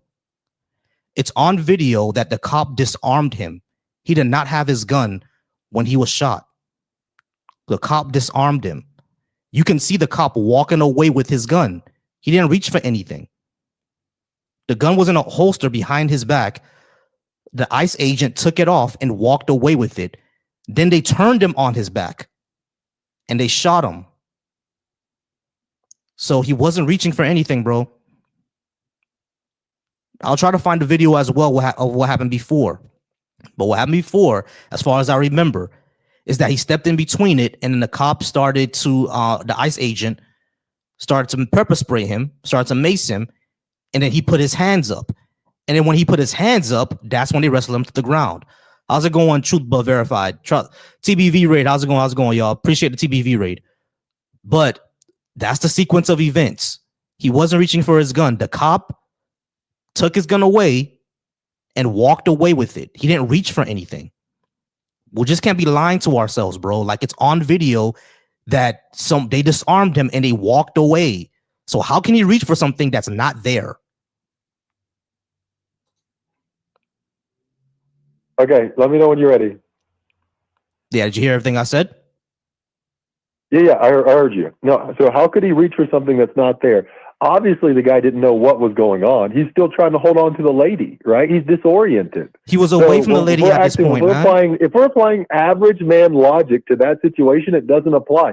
He's reaching. Now, do all the other officers know that this guy How is he doesn't have that reaching? gun? How is he reaching if they wrestle him to the ground? How is he reaching? He's reaching for where the gun was. Absolutely. You could see his arm. No, he's that's not. That's wild, right? No, he's that's not. Wild. The gun was behind his back. Let's take it back. The gun was behind his back. Let's take it back to the premise. The gun was behind his back, and he was wrestled to his back. Let's take it back to the premise. Hold on. Listen. This is all debatable. The gun is not. It's not debatable.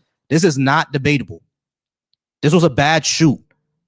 The gun was literally behind his back. Even the other one with the woman was a bad shoot because it's in officer handbooks that you don't shoot into a moving car. So even that was a bad shoot. So, but like when it comes to Alex Perez, this one was definitely a bad shoot because he's already wrestled to the ground. He's already unarmed. You can't shoot an unarmed person. Clear. I think with the previous, right? So if we're talking about Alex, and we're talking about that. Then we'll talk about ICE really quick because abolishing ICE and instituting NIS again. So the issue with Alex, right, is there are two issues. One, the gun being removed. Two, the individual, whether he put his hand on the officer or not. If we can't come to the same conclusion on either of those, nobody's ever going to come to any sort of an agreement. I think the video is clear. He put his arm up, pushed the officer away from the lady. He did. And then he helped up his lady with his left hand. You can watch it in the video. There are 4 angles that show him touching the officer as he's doing that.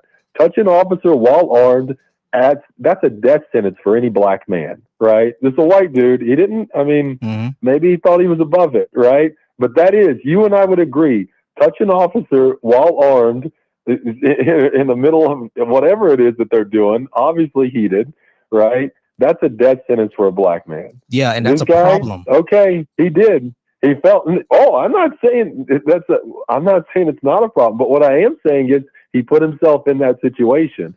So and again, I said it was a this bad sounds like shoot excuses for execution, it's bro. obviously a bad shoot. The reason it's a bad shoot is because he had the gun. What I'm saying is he's partially to blame. I can't make this guy a victim. No. He's this isn't a Trayvon Martin situation, right? This guy's no victim. He put himself in that situation. He's not to blame, man. Because you can hold on. People said the same thing about Trayvon Martin. So if we're gonna play that game, people said the same thing about Trayvon Martin. No.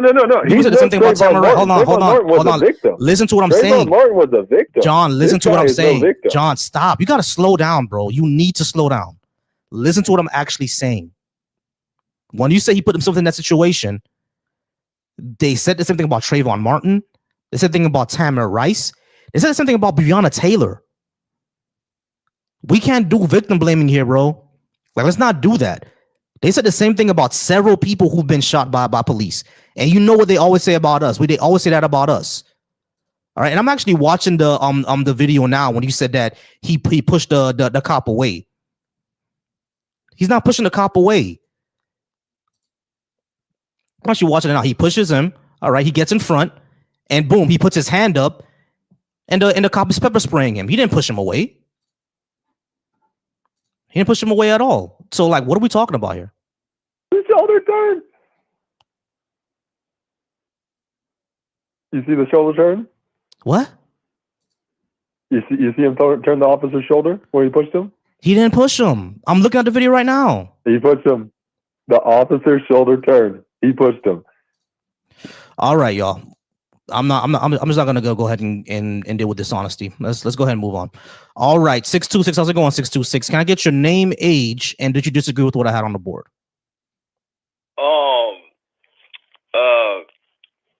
My name Ray. I'm over 18, and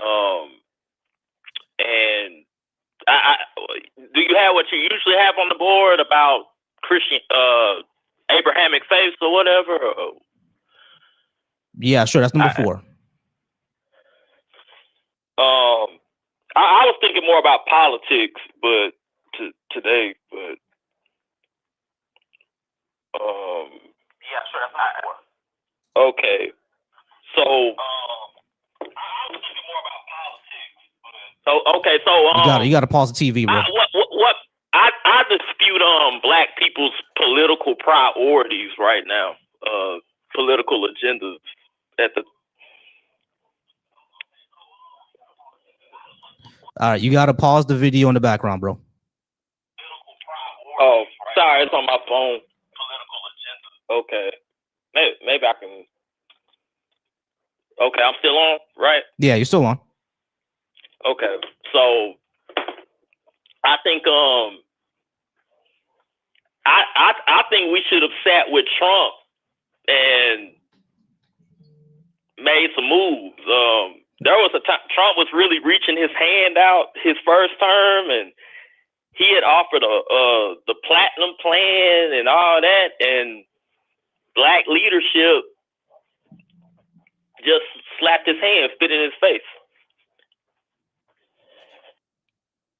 Okay, so you think that we should have black leaders should have met with Trump and talk about the platinum plan? Platinum plan, a new crime bill. Hold on. Why does it need to be a new crime bill if crime has been declining in the United States for like the past 40 years and we're at the lowest point? Well, see, when you say decline with statistics can make things look like anything, and it depends on what the nature of that crime was in the past. Bro, we're talking about violent crime. We're talking about violent crime, like all crimes actually. Property crime, violent crime, all crime actually has been on decline for 40 years. It's at the lowest point right now in 40 years. Even murder is at the lowest point in 40 years. So it's not reflecting in black ecosystem though. It might be lower across other groups. It might be lower, and they might be changing how they classify the violence. But so you saying that the crime rate, like the violent crime rate amongst black people has gone up? But what shows that? Because there's no evidence to show that either. Almost black people's gone down as well. I mean, you got anecdotal experience. Look, they have a thing called anecdotes don't really tell us that. Okay, hold on, bro. Let's slow down. Anecdotes are not data. Like, I understand that there are people who still go through violent crime, right? That are black people. I get that part, but anecdotes are not data. What does the data show us? Does the data show that violent crime is up with black people, or is it down? The data show that it's down.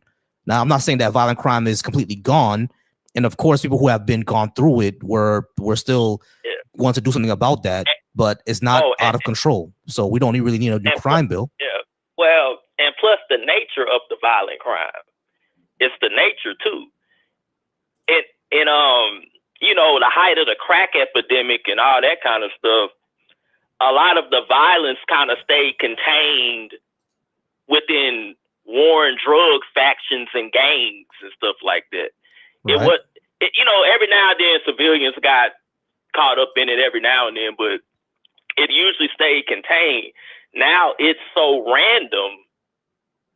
Like your average granny, church granny gonna get hit. You know what I'm saying? Right. I get that part, right? Like Yeah, no, I get that. You know, like the young niggas nowadays is wild. Like I get that part. You know what I mean? Like I understand that, but I don't think another crime bill is going to assist with that. We need to hit it where the causes are. Yeah, I mean, because like if we just do a new crime bill, we're just gonna increase incarceration. That really didn't help anybody the last time we did that. We need to address the actual causes of crime, like the mayor of Baltimore. That's what he did. He went back and saw the cause of crime or things like education, influences in the community, things like that. So he went back and he said, all right, let's do more after school programs. Let's connect more with the kids in the community. Let's talk more about our mental health. Let's offer job assistance services. And when he did that, the crime rate declined in over a year, over 60%. So we could do those things. I mean, you're saying one city in Baltimore, and I don't know all the particulars of that. When I see these programs acted out in my life, it didn't stop the hitters. It didn't stop the shooters from doing what they were doing. A lot of times, it just became like a cash cow or like a just Yeah. I mean, kids that ain't really that active.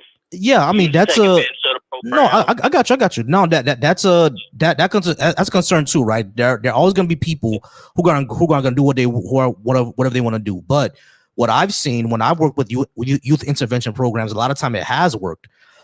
You see what I'm saying? And there's youth who said that, yo, if it wasn't for this program, like I would be either on the street, I'll be wilding if it wasn't for this program. You see what I'm saying? So there are many times where it does work. Yeah, I'm sure it's.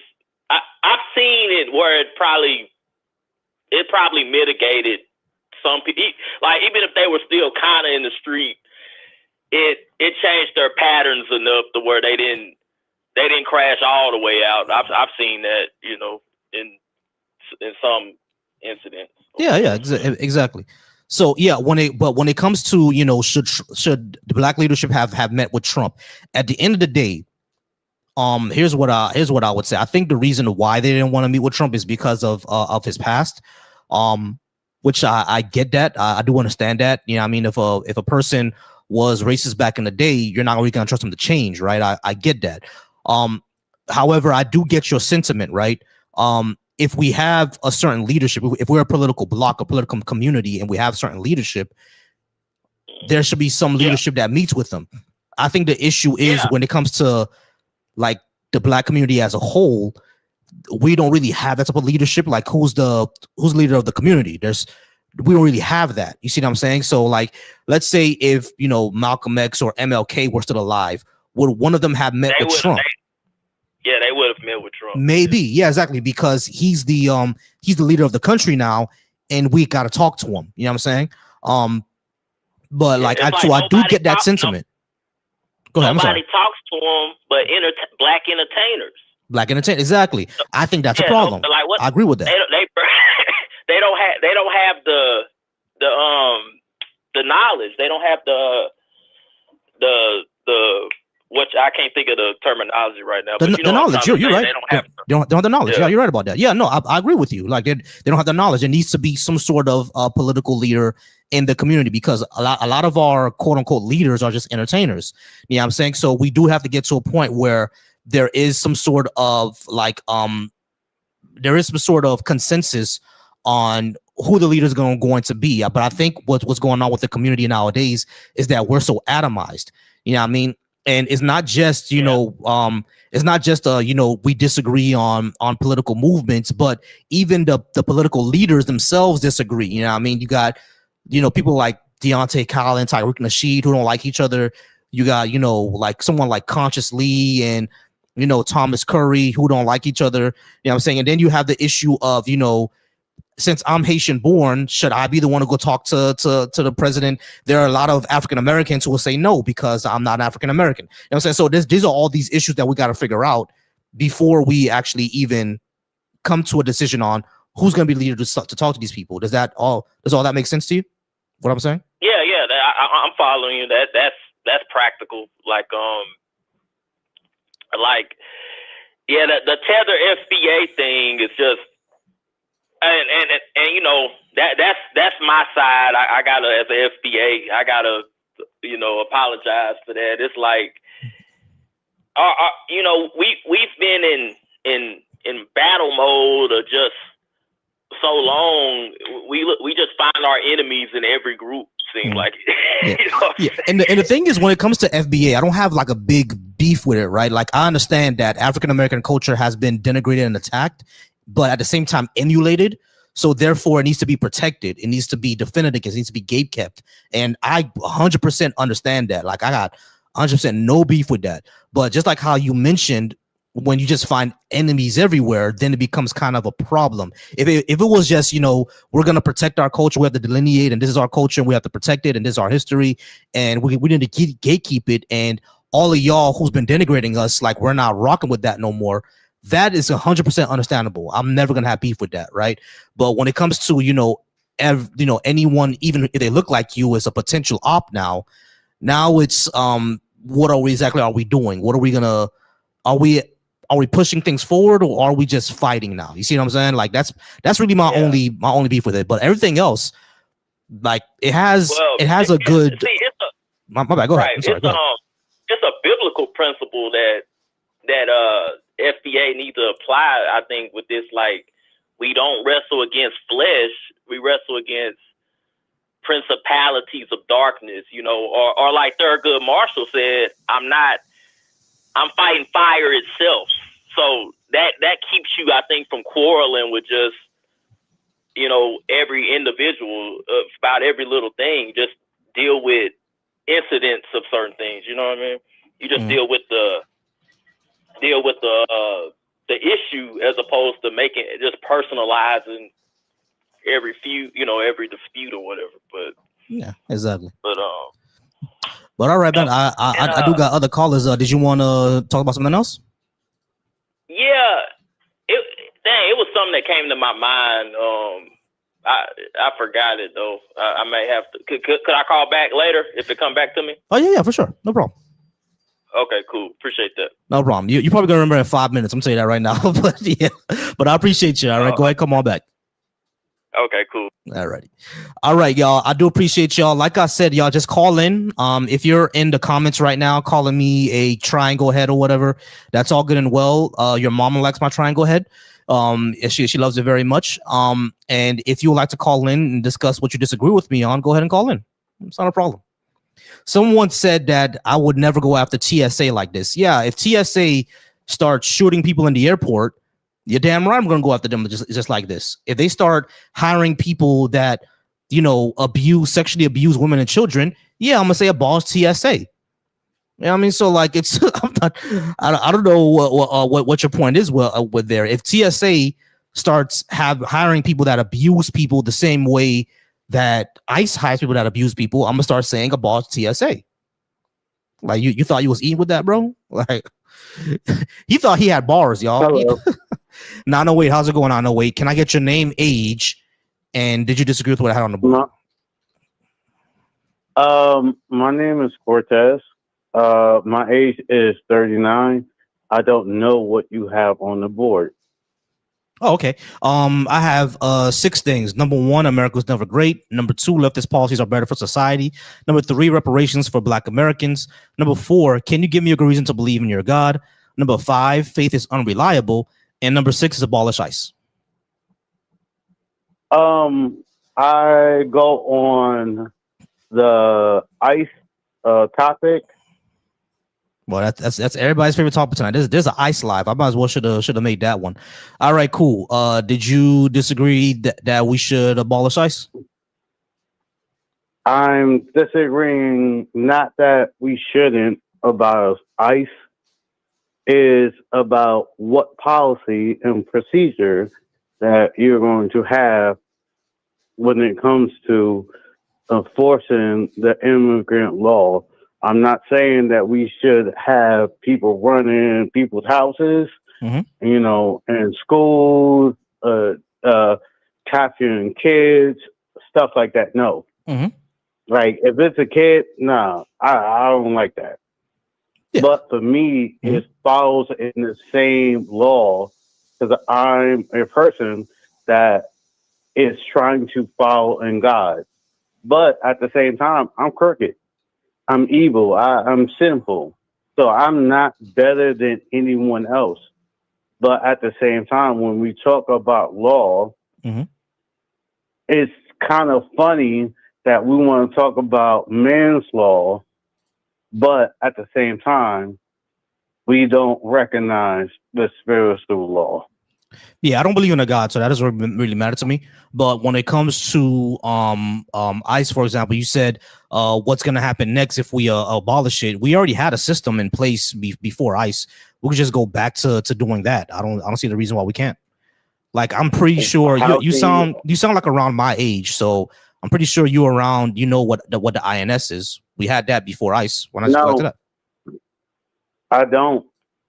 You got articulated to me. I don't know. You don't know what the I mean, you sound like you're around my age, like around the 40s. So, like, you don't know what INS is? I'm 30. I'm 39. In my age, I don't know. Okay. I don't know what policy you're talking about. All right, the INS is something that existed before the Patriot Act was started. Look, when the Patriot Act was signed, it created the Department of Homeland Security, and the Department of Homeland Security is what created the TSA, is what created ICE, is what created a whole bunch of other agencies, right? So before that, basically immigration was handled through the INS. If they found someone was undocumented, INS will knock on your door, give you an order of deportation. If you're a violent criminal, they'll put you in jail, and you'll stay in jail for your sentence, and then you'll get deported back home. And for in INS, if you committed a crime, like drug dealing or whatever, you'll go to jail for 5 to 10 years, and then you get deported, and you can't come back for another 7. Or if you committed some other crime, it didn't necessarily have to be violent, but it had to be some sort of felony. If you committed some sort of felony, you were deported, and you can't come back for 7 years. That's how it was basically before. I'm not sure if the 7 years thing is still in. I'm not sure if that's still a thing right now, but I know that used to be a thing in the 90s and early 2000s. So if basically what we can do is, because ICE has shown itself to be incompetent and breaks constitutional laws, let's go ahead and abolish that and roll everything back into the INS like we had before. I agree with you, but what law enforcement are actually going to do it? Because the police, right or left, they've been complaining that law enforcement is not doing it. Yeah, they're lying. The police used to do it back in the 90s and early 2000s. Like the INS was actually kind of the police. They would have firearms with them, but they would just handle it that way. They'll say, okay, there's a deportation order. We have to go ahead and find the last location of this guy or find him. And they will find that person and say, hey, we got to get you out the country because you're undocumented. And if the person says, hey, I have some paperwork that I'm trying to get through, then I'll be like, all right, we'll give you a court date, and boom. You know what I mean? But if you didn't have a court date or you were a violent criminal, then we're like, all right, bro, we got to go ahead and arrest you, take you out the country. And that was it, basically. You know what I'm saying? That's how it used to work. That's good, but what makes it good in paperwork, that's good.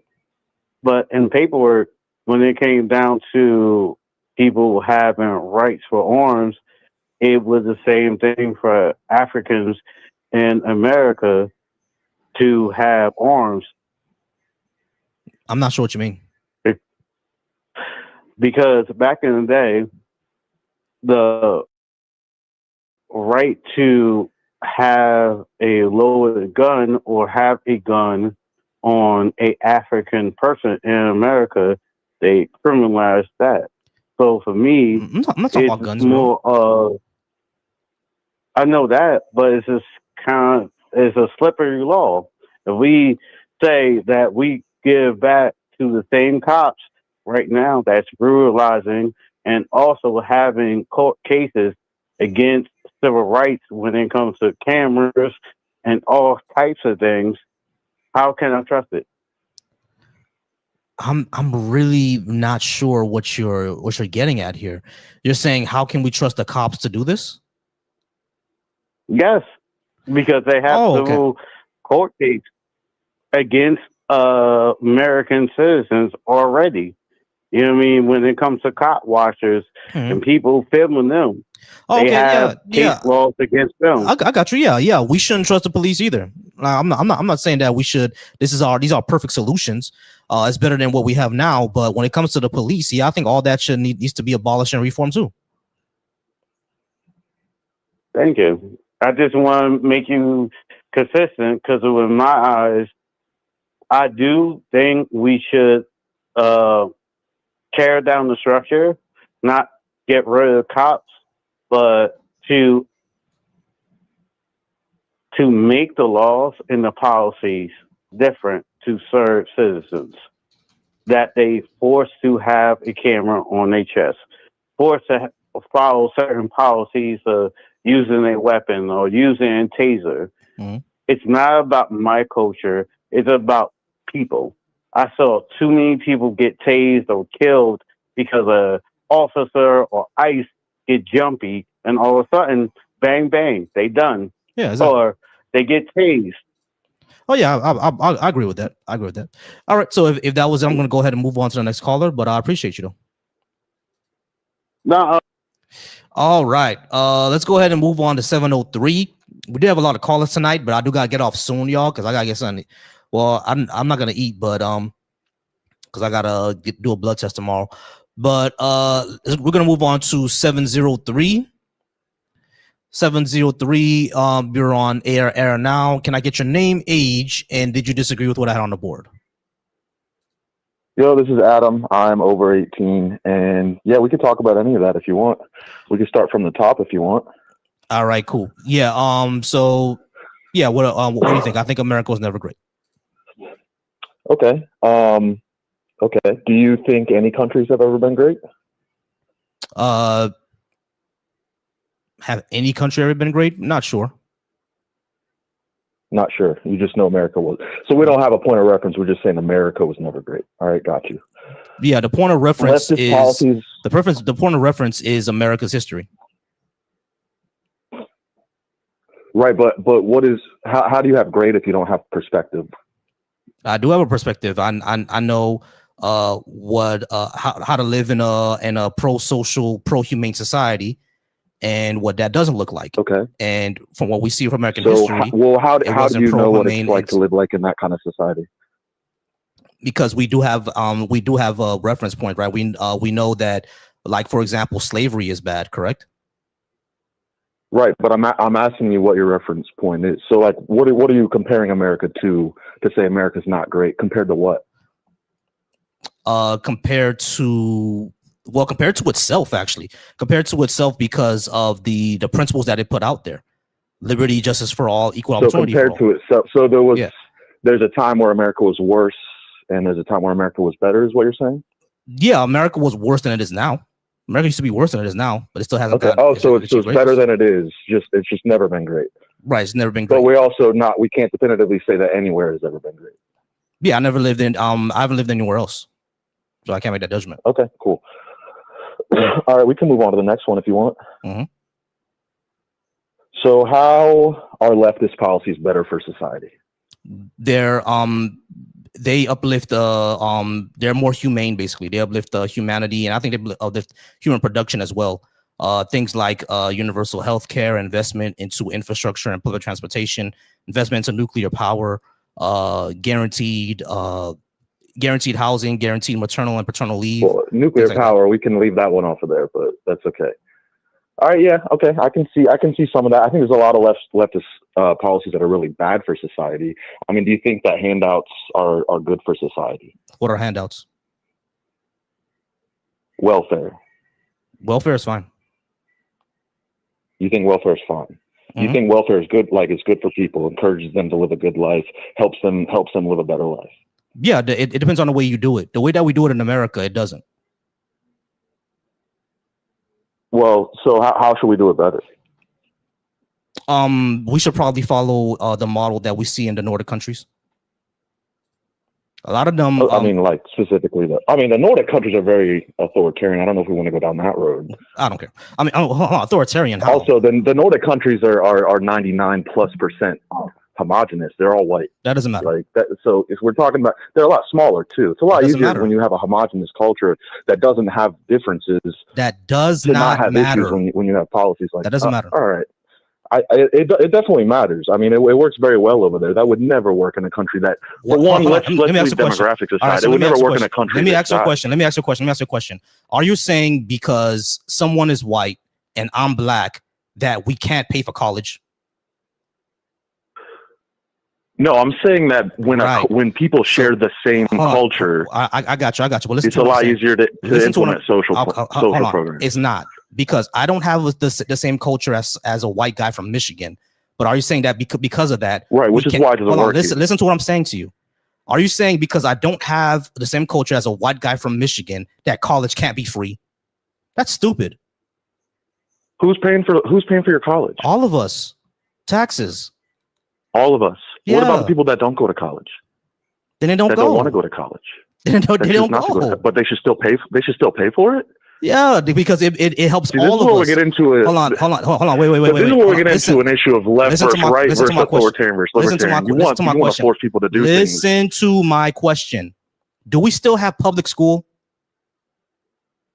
Absolutely. And there are people who don't go to public school, right? Sure. Exactly. Because they pay themselves to go to a better school. Right. College so is no one choice. said get rid of private college. You can still go to private college, but there should be public colleges too that get paid for. It's the same thing we do in high school. We can do for college. That's what I'm saying. Jesus Christ! If they were going to be like public schools, hold on, wait. That's a waste of the reason why I find this ridiculous is because you said it have to be homogenous and makes it easier. But we have public school.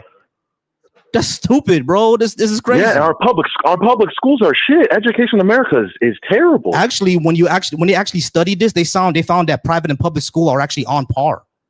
They're on par with each other. I didn't say they weren't. I said education in America is terrible. Okay, so education in America, we still have private. Education in America is terrible, and we still have private school. How? Can you quote those? Can you quote those studies?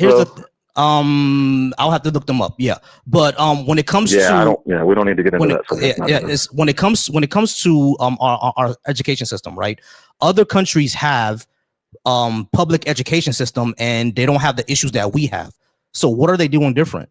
Yeah, but well, for one, I mean, which countries? Because America's top 3 largest countries in the world. So if we're comparing to small European countries, Nordic countries that are smaller than most American states, how does that matter, it's easy bro? to see why that will work a lot better.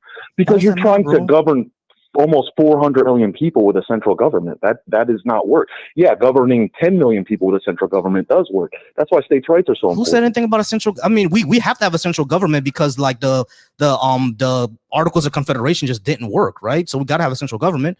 No. I'm not saying we don't need a central government. Right. I'm saying that a central government is less effective when you have a much larger population. I disagree. How do you explain China? China? That's what we're gonna start at? Hold on. You said that it's hard to a large population makes it hard to govern when with a central government. So how do you explain China? Totalitarianism. What do you mean by totalitarianism? You can, dude. Are people in China free? Do they have the liberties that we have, or does their government have a lot more control? Their government has a little bit more control than we have. They have like a lot of censorship. Yeah. I mean, I'd say it's more than a little bit, and that's what you have to do to make a government work for that size of people. When you have a central government, is you have to have control. Yeah, but they did. Like, are you saying that in China you're not? What freedoms do they not have in China? I mean, let's make it clear. There are some issues that I do have in China. There are some issues that I do have with China. I'm not gonna lie about that. But yeah, there's some censorship issues in China. Yeah, I agree with that. But the thing is, so you're saying that like China does have freedom of speech, but they go after you if you criticize the government. I have a problem with that. I agree with you there, right? Yeah, that's not freedom of speech. But no, I agree with you there. That I have a problem with that. Their speech is highly regulated, so I have an issue there, right? But what I'm saying is that I don't see how, because we have a large population, we still can't implement things that other countries have. And you're saying it's because they're smaller and homogenous. I think it's ridiculous to say because. I think it's ridiculous to say that because Switzerland has 10 million people and the majority white, we can't have public education. That's kind of crazy. I'm not saying that we can't have public education. What I'm saying is that when you scale up the population like that, you can't govern all those people from one central office. No one is saying govern them all from one central office. No one is saying that, bro. If you want to do that at the state level, that's fine. Hold on, but I'm sorry. What was your name again? Adam. No one is saying govern all these people, bro. Universal healthcare wouldn't govern anybody. No one is saying that. Universal health care is run by the federal government with money that's collected from the country as a whole by the federal government. Yeah, you're not getting governed anything. You can still go see whatever doctor you want. You're just gonna get paid for. That's governing. Well, no. First of all, if you have universal health care, you're not going to see whatever doctor you want. You're going to see whatever doctor is mandated to you under your plan. No, you're not. How come that doesn't happen in France? No, in our current healthcare system, you go see whatever doctor you want. If you have the means because you worked, you made that money, and now you can go choose which doctor you want. Under universal healthcare, you're going to be told which doctor you can go see. That's that wrong. Removes choice. Adam, that's wrong. That's wrong. You know why that's wrong?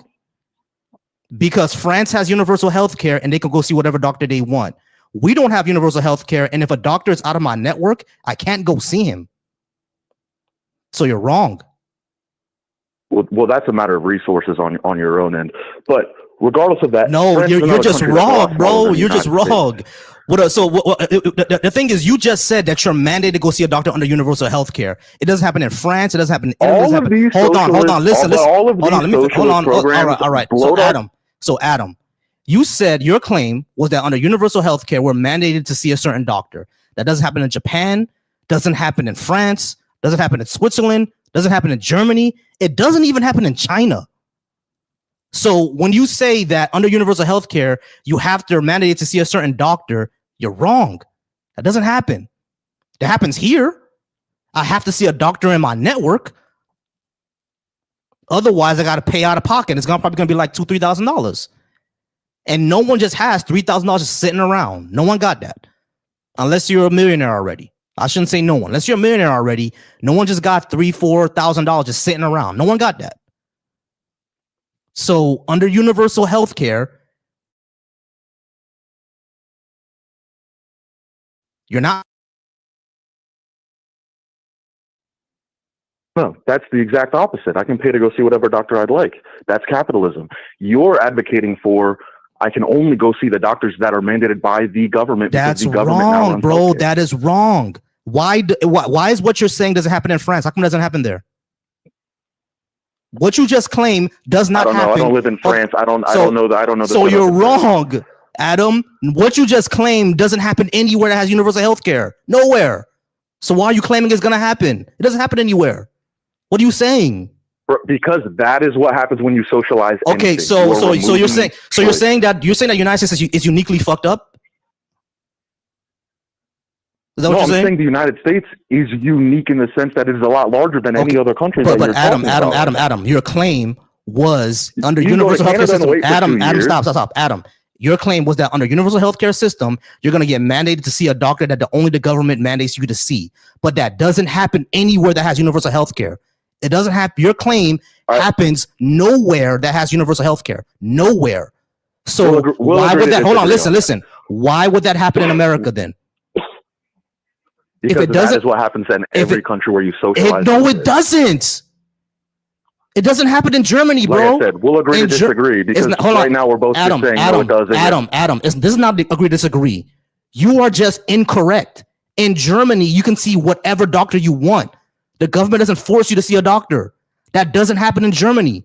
It doesn't happen in France. It doesn't happen in Canada. It doesn't happen in China. And I know this happened in Canada because I have family in Canada. They could go see whoever they want. So you're wrong. Isn't serious enough, then you won't get seen, or else they might just recommend you euthanize yourself. All right, we're gonna go ahead and move on. I'm not gonna go ahead and talk to just the dishonest people. All right, 918 and then 936. You're gonna be the last caller. Okay, 918. How's it going? 918. Can I get your name, age, and did you disagree with what I had on the board? Hey, what's up, man? My name's Eric.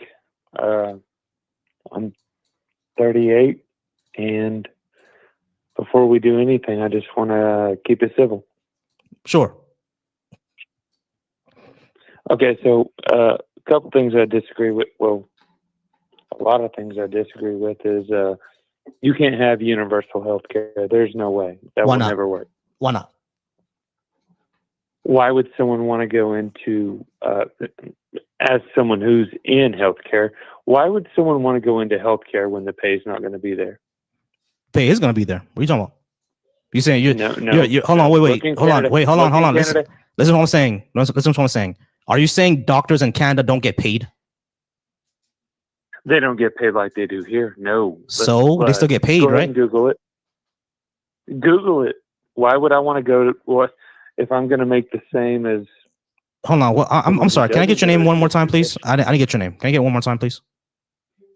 My name is Eric. Okay, Eric. So Eric, doctors in France and doctors in Canada and doctors in Switzerland still get paid. So saying why would you go into not get paid? They don't get paid like they do here.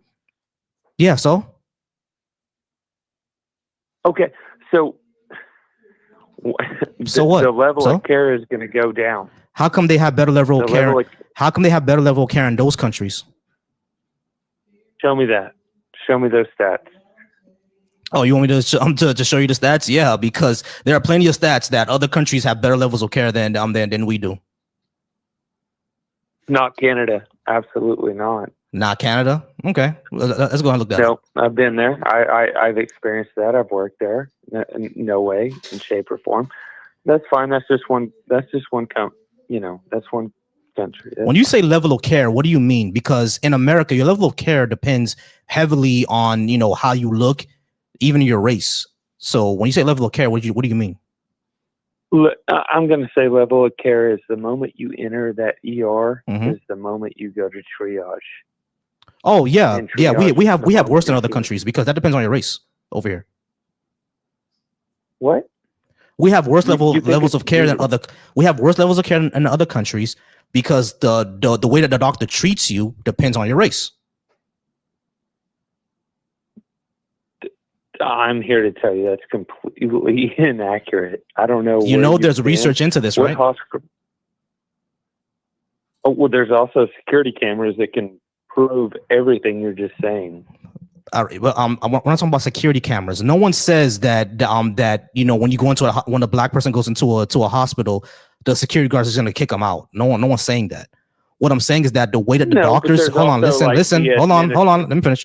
The way that the doctors and the nursing staff is going to treat you depends heavily on your socioeconomic status and your race. I used to work in a hospital. I've seen how homeless people get treated. Okay, well, I'm going to give you a little leeway there because you might have something. Right. Not just black people are homeless. No, I understand that, but that's not what I'm saying. What I'm saying is that in the United States, the way that you're treated by hospital staff depends heavily on your socioeconomic status and your race. Like the homeless people that I talked about were usually homeless vets. They're treated pretty awfully, which broke my heart because I'm a vet. Yeah, I mean, but when you look into research, my heart too. Yeah, but when you look into like research and everything like that on like how different races are treated, we see that black patients are more likely to be treated like they're drug seeking.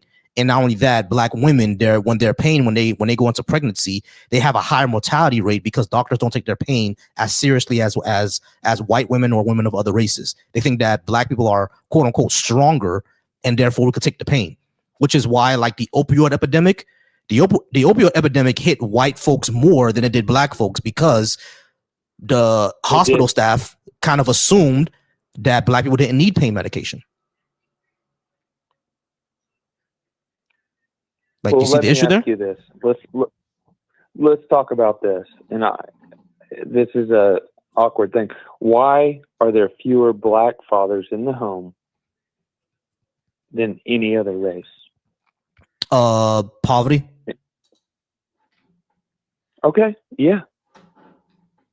And okay. Then why are so many black neighborhoods? I'm in Tulsa.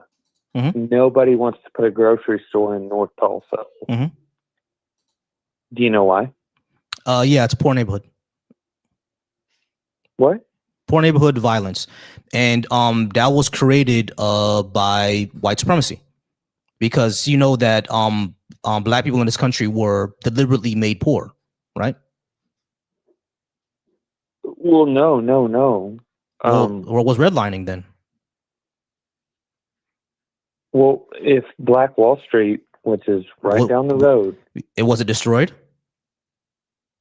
It was, and it was rebuilt, right? But how was it not built back? How was it not built It back? actually was. Do you know why it doesn't exist today? I would love to. Government And I've policy. asked a lot of people. Yeah, government policy. Eminent domain. The government went in there and says that, all right, we're just going to take all this. And then they built a highway through it. So that's why it doesn't exist anymore. Like give me some examples.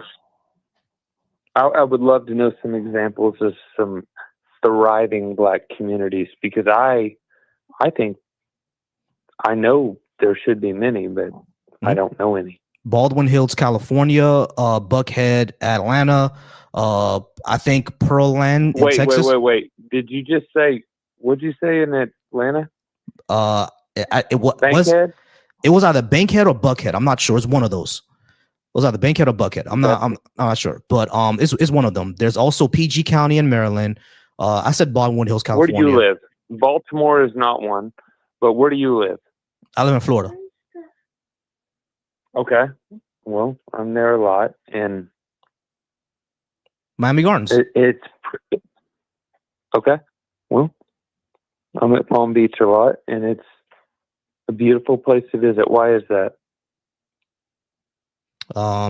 Because like a lot of the snowbirds moved down there when they retired, and the taxes. No, it's the way the whole government, their state government is ran. Mm-hmm. Yeah, the state. The state. Am I wrong? No, you're not wrong. The Florida state government invests much more into certain areas. That is correct. They don't invest into areas where people that look like me.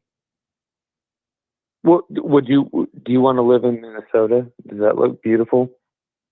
No, it's too cold. I don't want to live in Minnesota. Okay. Do you want to live in? I don't know. I'm just saying. And my next thing I want to talk about is reparations.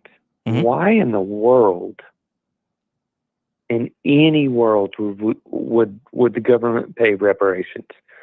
I don't know. I've met a lot of people. Did we give reparations to the Japanese? Anyone that? What? Did we give reparations to the Japanese? You got me. Yeah, we gave reparations to the Japanese. So what's wrong giving it to black people?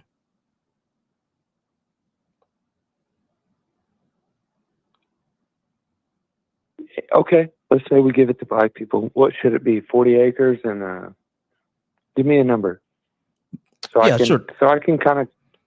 Yeah, 40 acres and a mule. Like a lot of them were like land, and that was actually done before after the Civil War, but Andrew Jackson took it away.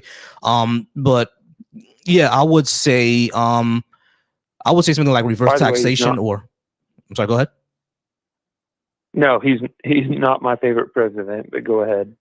Yeah, he sucks.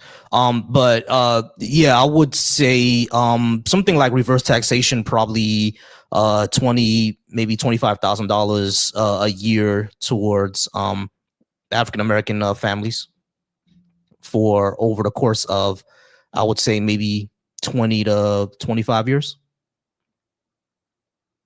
Okay, is that just cash or is that towards like education, business development?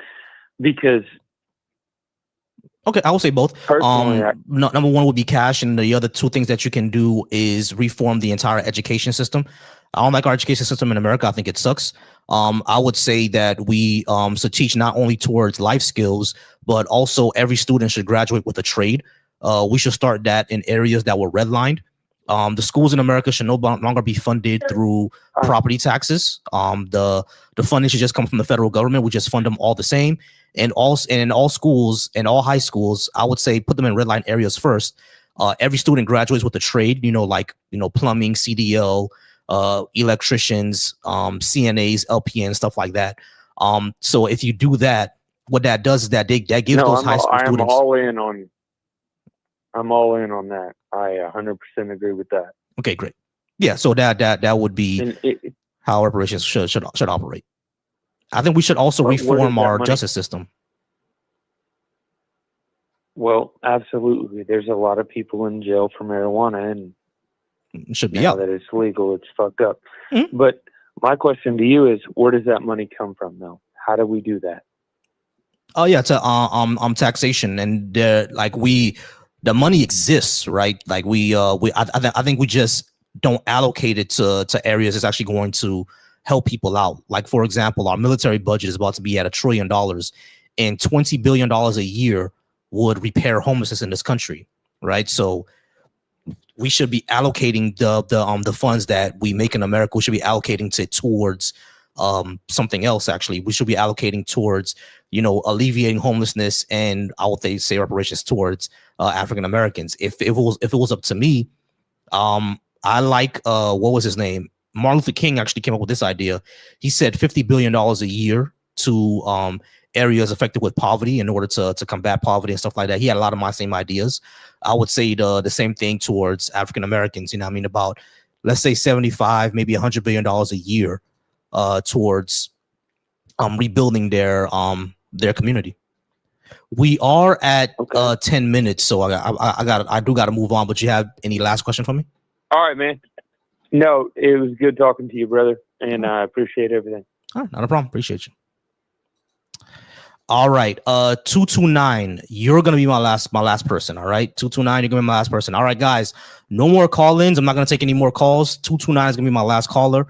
229, how's it going? Can I get your name, age, and did you disagree with what I had on the board? Yes. Thank you for having me on stage. My name is Brian. I'm 50 years old. I'm from Georgia. Oh, yeah. All right, Brian. Did you disagree with anything I had on the board? I kind of agreed a lot with what Eric was trying to start. I would like to go back through like the points he started at the beginning with you about like healthcare and like, I lived in Germany when I was in the army for like 3 years, and I've dealt with their healthcare, and it is phenomenal, but it is very classist, in a lot of ways, because there's the high quality doctors. And if like there's a oligarchy type person that their kids hurt, like that highfalutin doctor goes to that classist kid rather than the person that really actually probably deserved it more. And then when you're talking about healthcare as it pertains to Canada, like, yeah, but like people die on their waiting lists, waiting to see the specialist that they need to be able to do this stuff. And like, by the time they see the specialist, their disease process is like metastasized to the point where it's like irreparable. And now you're just a hospice patient. Like, yeah, you get free hospice, but yeah, they could have saved you. But, our healthcare is not I agree with what he was saying in regards to agreeing with you.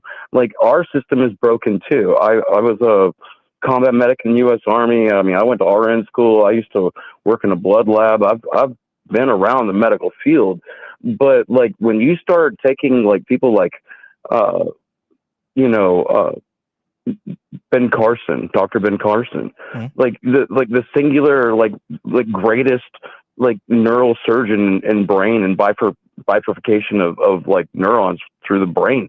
There's only one of him. And for you to tell me that like you're going to put him in a rotation of like everybody gets access to him, that's not how like the idea of the healthcare being universal it's not gonna work like that.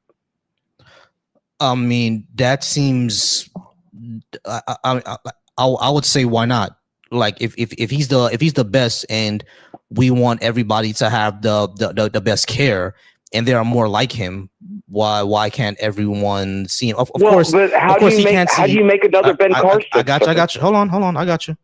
I understand that 10,000 people can't see Ben Carson in a day, right? That's not going to happen.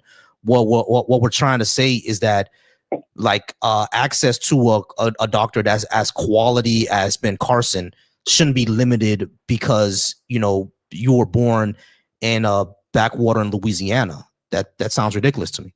No, I'm a South Georgia redneck boy. Right, exactly.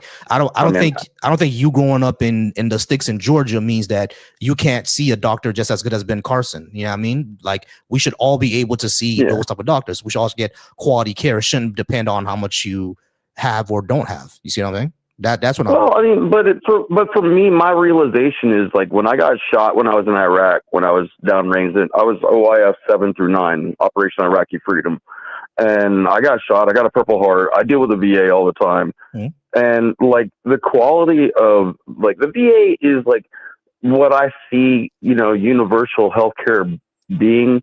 And if you've ever listened to a veteran talk about how horrible the VA truly is, because it's a bunch of people there absorbing a paycheck, and the patients are left to the wayside. Yeah, no, VA is pretty terrible. I'm not gonna lie to say that VA is not terrible. Well, My to me, that's universal healthcare, sir. Right, but like, so what's the difference between? Why would that be universal healthcare and not what you had in Germany?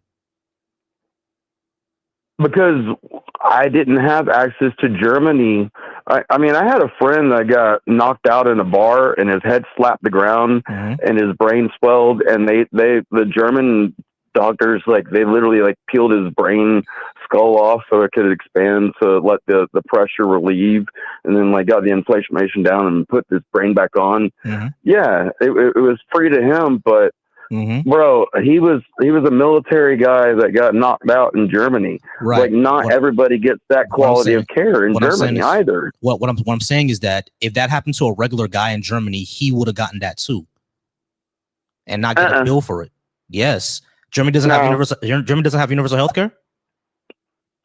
They have universal health care, but the access to the quality doctors like Ben Carson are not available 10,000 times a day, just like you said, sir. Right. Of course, they're not going to be. Of course, the top doctors like Ben Carson are not going to be available to everybody 10,000 times a day. Like, that's not what I'm arguing. What I'm arguing is that he's going to see a quality doctor and still get quality care. It's not going to matter how much he could pay for, because nothing's going to. He doesn't pay for anything. That's what I'm trying to say. Well, so what I'm saying is, you can get a boob job by an ear, nose, and throat doctor, but I wouldn't recommend it. Of course, no one's saying to do that. Like, why y'all? What I don't. Here's what I want to understand. How come whenever we say that when it comes to healthcare in this country, everyone should have access to it, you come up with like examples like the one you came up with? No one's saying to do that. That's kind of ridiculous. And what I'm trying to say is that why is the VA your example of universal healthcare and not what they have in France, in Japan, in Germany, and places like that? Why is that the example and not them? Because like, if they can do it, hold on, wait, hold on. The medical Let me finish. If they can have quality health, if they can have quality health care in France, why can't we have quality health care here? Why does it have to be the VA? It doesn't need to be that way. America's not uniquely fucked up. Well, I mean, like before the VA, I was in the Army and I was a medic. That's why my name, like when I'm in the chat, when you muted me and maybe where I couldn't comment because I said I was an OIF 7 through 9. Like, like, dude, I was a part of the medical corps. Our like motto is to preserve the fighting force.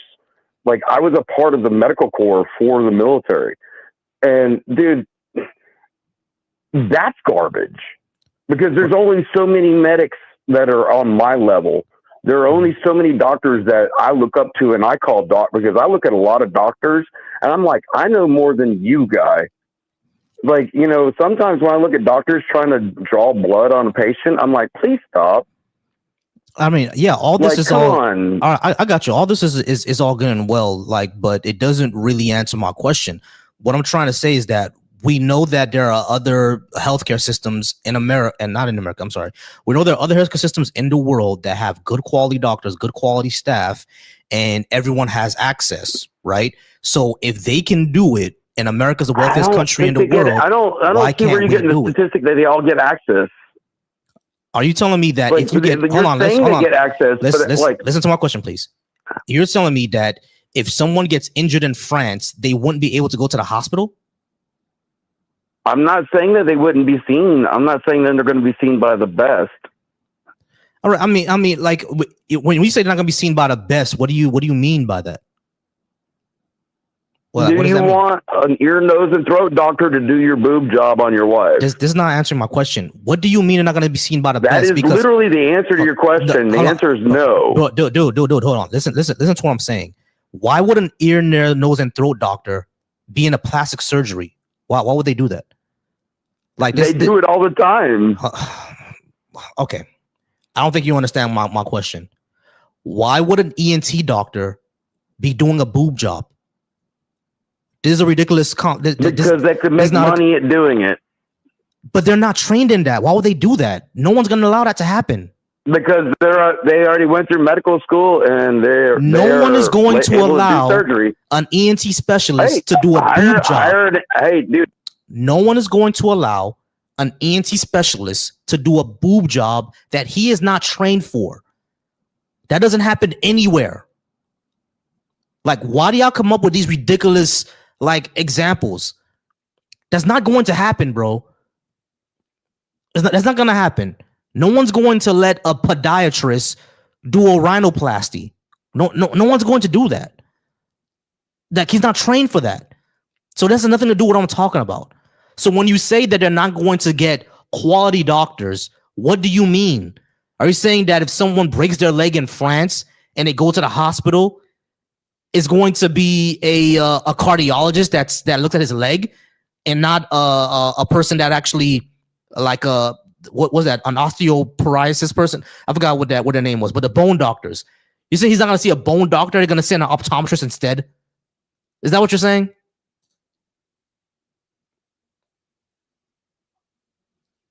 Go ahead, Eric. You hung up on me. I didn't hang up on you. I'll put you on mute because I you heard kept a on beep. talking. I thought you hung up on me. Because you kept on talking. And what I'm asking is, if you go to France and someone breaks their leg, are you saying they're not going to see a bone doctor? They're going to send an optometrist to do it? Yeah, no, they'll see an osteoporosis or exactly. Osteo guy. Yeah, exactly. So that's what I'm saying. So when I asked what do you mean they're going to get quality doctors? You say, oh, do you want an ENT to do a boob job? That's kind of crazy. Like, what are we talking about? Yeah, but if you're making me work for a specific pay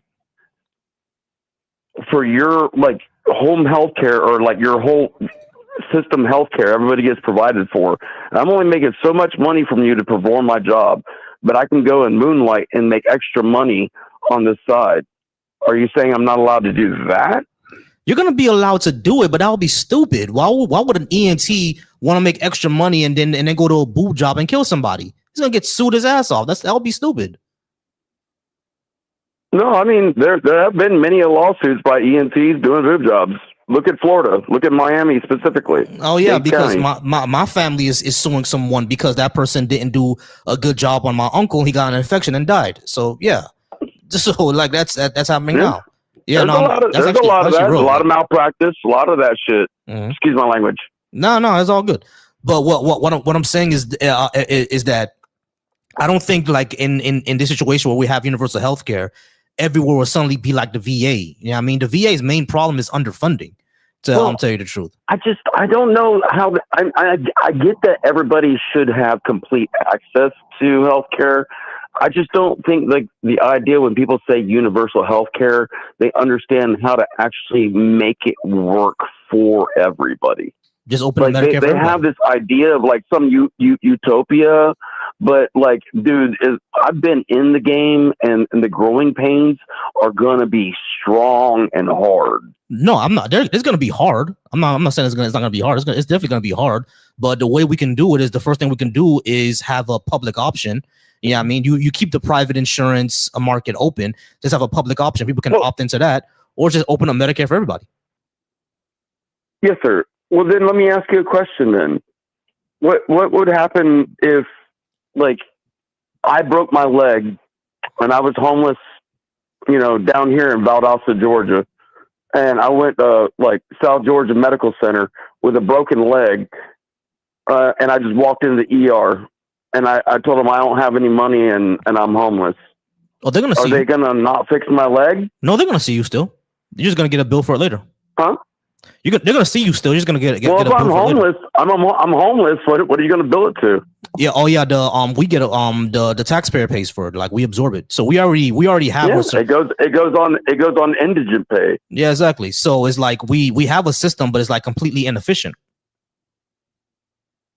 Well, you're not. If you get diagnosed with cancer and you're indigent, they're not going to pay for a treatment that costs $10,000 per round. Yeah, exactly. That's not gonna get paid for. So you're basically gonna die essentially. Well, a lot of like universal health care you're talking about within the countries you're talking about perform the same way, because there's only so much medication and so much funding for all of it, and it's left for the people that donate to hospitals and shit. But that's not what I've read. I'm sorry, dude. I'm sorry. No, I don't care about that. We're military men. We hear this all the time. You know what I mean, you ever been around sailors? Well, I mean, I can talk like a sailor, but I was never in the Navy. No, I was in the Air Force, and we used to work with Navy all the time. Like it gets worse, so it's not a problem. Yeah, I mean, but I was a cab guy. I was light infantry. Yeah, but I was egress systems. I used to work on the jet, like the seat and canopy. I used to work on that. But yeah, I used to. I was a vehicle commander for 1st Squadron, 2nd Striker Cavalry Regiment. Oh, dude, I was Comanche Company. I was a 528. And down in Homestead, I was in the Homestead Air Base. That was pretty fun. Okay. It was pretty cool. But when I appreciate your service, man. And you know what? I hate hearing that from people that don't serve, but I like hearing it from people that did. Yeah, I appreciate you. I appreciate your service. So that's why I say it to people that do it. Yeah, of course. Because a lot of people don't know what the sacrifice really is. Yeah, it's a lot. All right. I do got to get out of here, but I do appreciate you being up. You are my last caller. Go ahead and call back in anytime. All right. All right, man. Peace, love, health, wealth. Have the best day of your life. You as well. All right, guys. I do appreciate y'all. Again, for anyone who was in the comments calling me stupid or anything like that, you could have called in. I don't know why you didn't call in. For the last caller, I don't think I muted you. That might have been one of my mods, and I'm not sure why. I don't look at the comments, so I'm not sure why he would have. But I do kind of trust my mod. So if he did, might have annoyed him somehow, some way. But for the last caller, I didn't mute you. I think that was my mods, but I don't look in the comments, so that's why I might have missed it. But yeah, I'm gonna go ahead and get out of here, guys, because I gotta go see the doctors tomorrow. Got to take a blood test real quick. But y'all, I do appreciate y'all. For anyone who was calling me stupid or anything like that, again, yeah, you guys can always call in. Yeah, I mean, you guys can always call in, like I had in the last 5 calls. Y'all see that I'm able to actually have a conversation and discussion. It just needs to be a good faith conversation and discussion. All right, that's all I ask for. So other than that, once again, I appreciate y'all. I do appreciate the super chat. I did have a super chat before. Let me see if I can find it. I'm not sure if I can find a super chat, but I did have a super chat that I missed, that I couldn't read. Damn, yeah, I missed it. It was a long time ago. But the person who sent me a super chat, I missed it, but I do appreciate the super chat. And once again, guys, y'all amazing. Y'all stay safe out there. The snowstorm is coming. Winter is here, like Ned Stark always told us. Winter is here, so y'all stay safe out there. Y'all be safe. I know the roads are slick. I know it's super cold. Stay warm. Do what you gotta do. Stay inside. If it's too cold and the roads are slick, we don't want anybody passing away. Yeah, it's because I hung up already. I'm already ending the show, so you guys can't call in now. But you can call in tomorrow. You can call in tomorrow. So shoot me a follow. Call in tomorrow. I'm on tomorrow at 3:30. If you have time, go ahead and call in. And once again, like I always end the show, y'all, I always say every man should be soft, and that's secure, affectionate.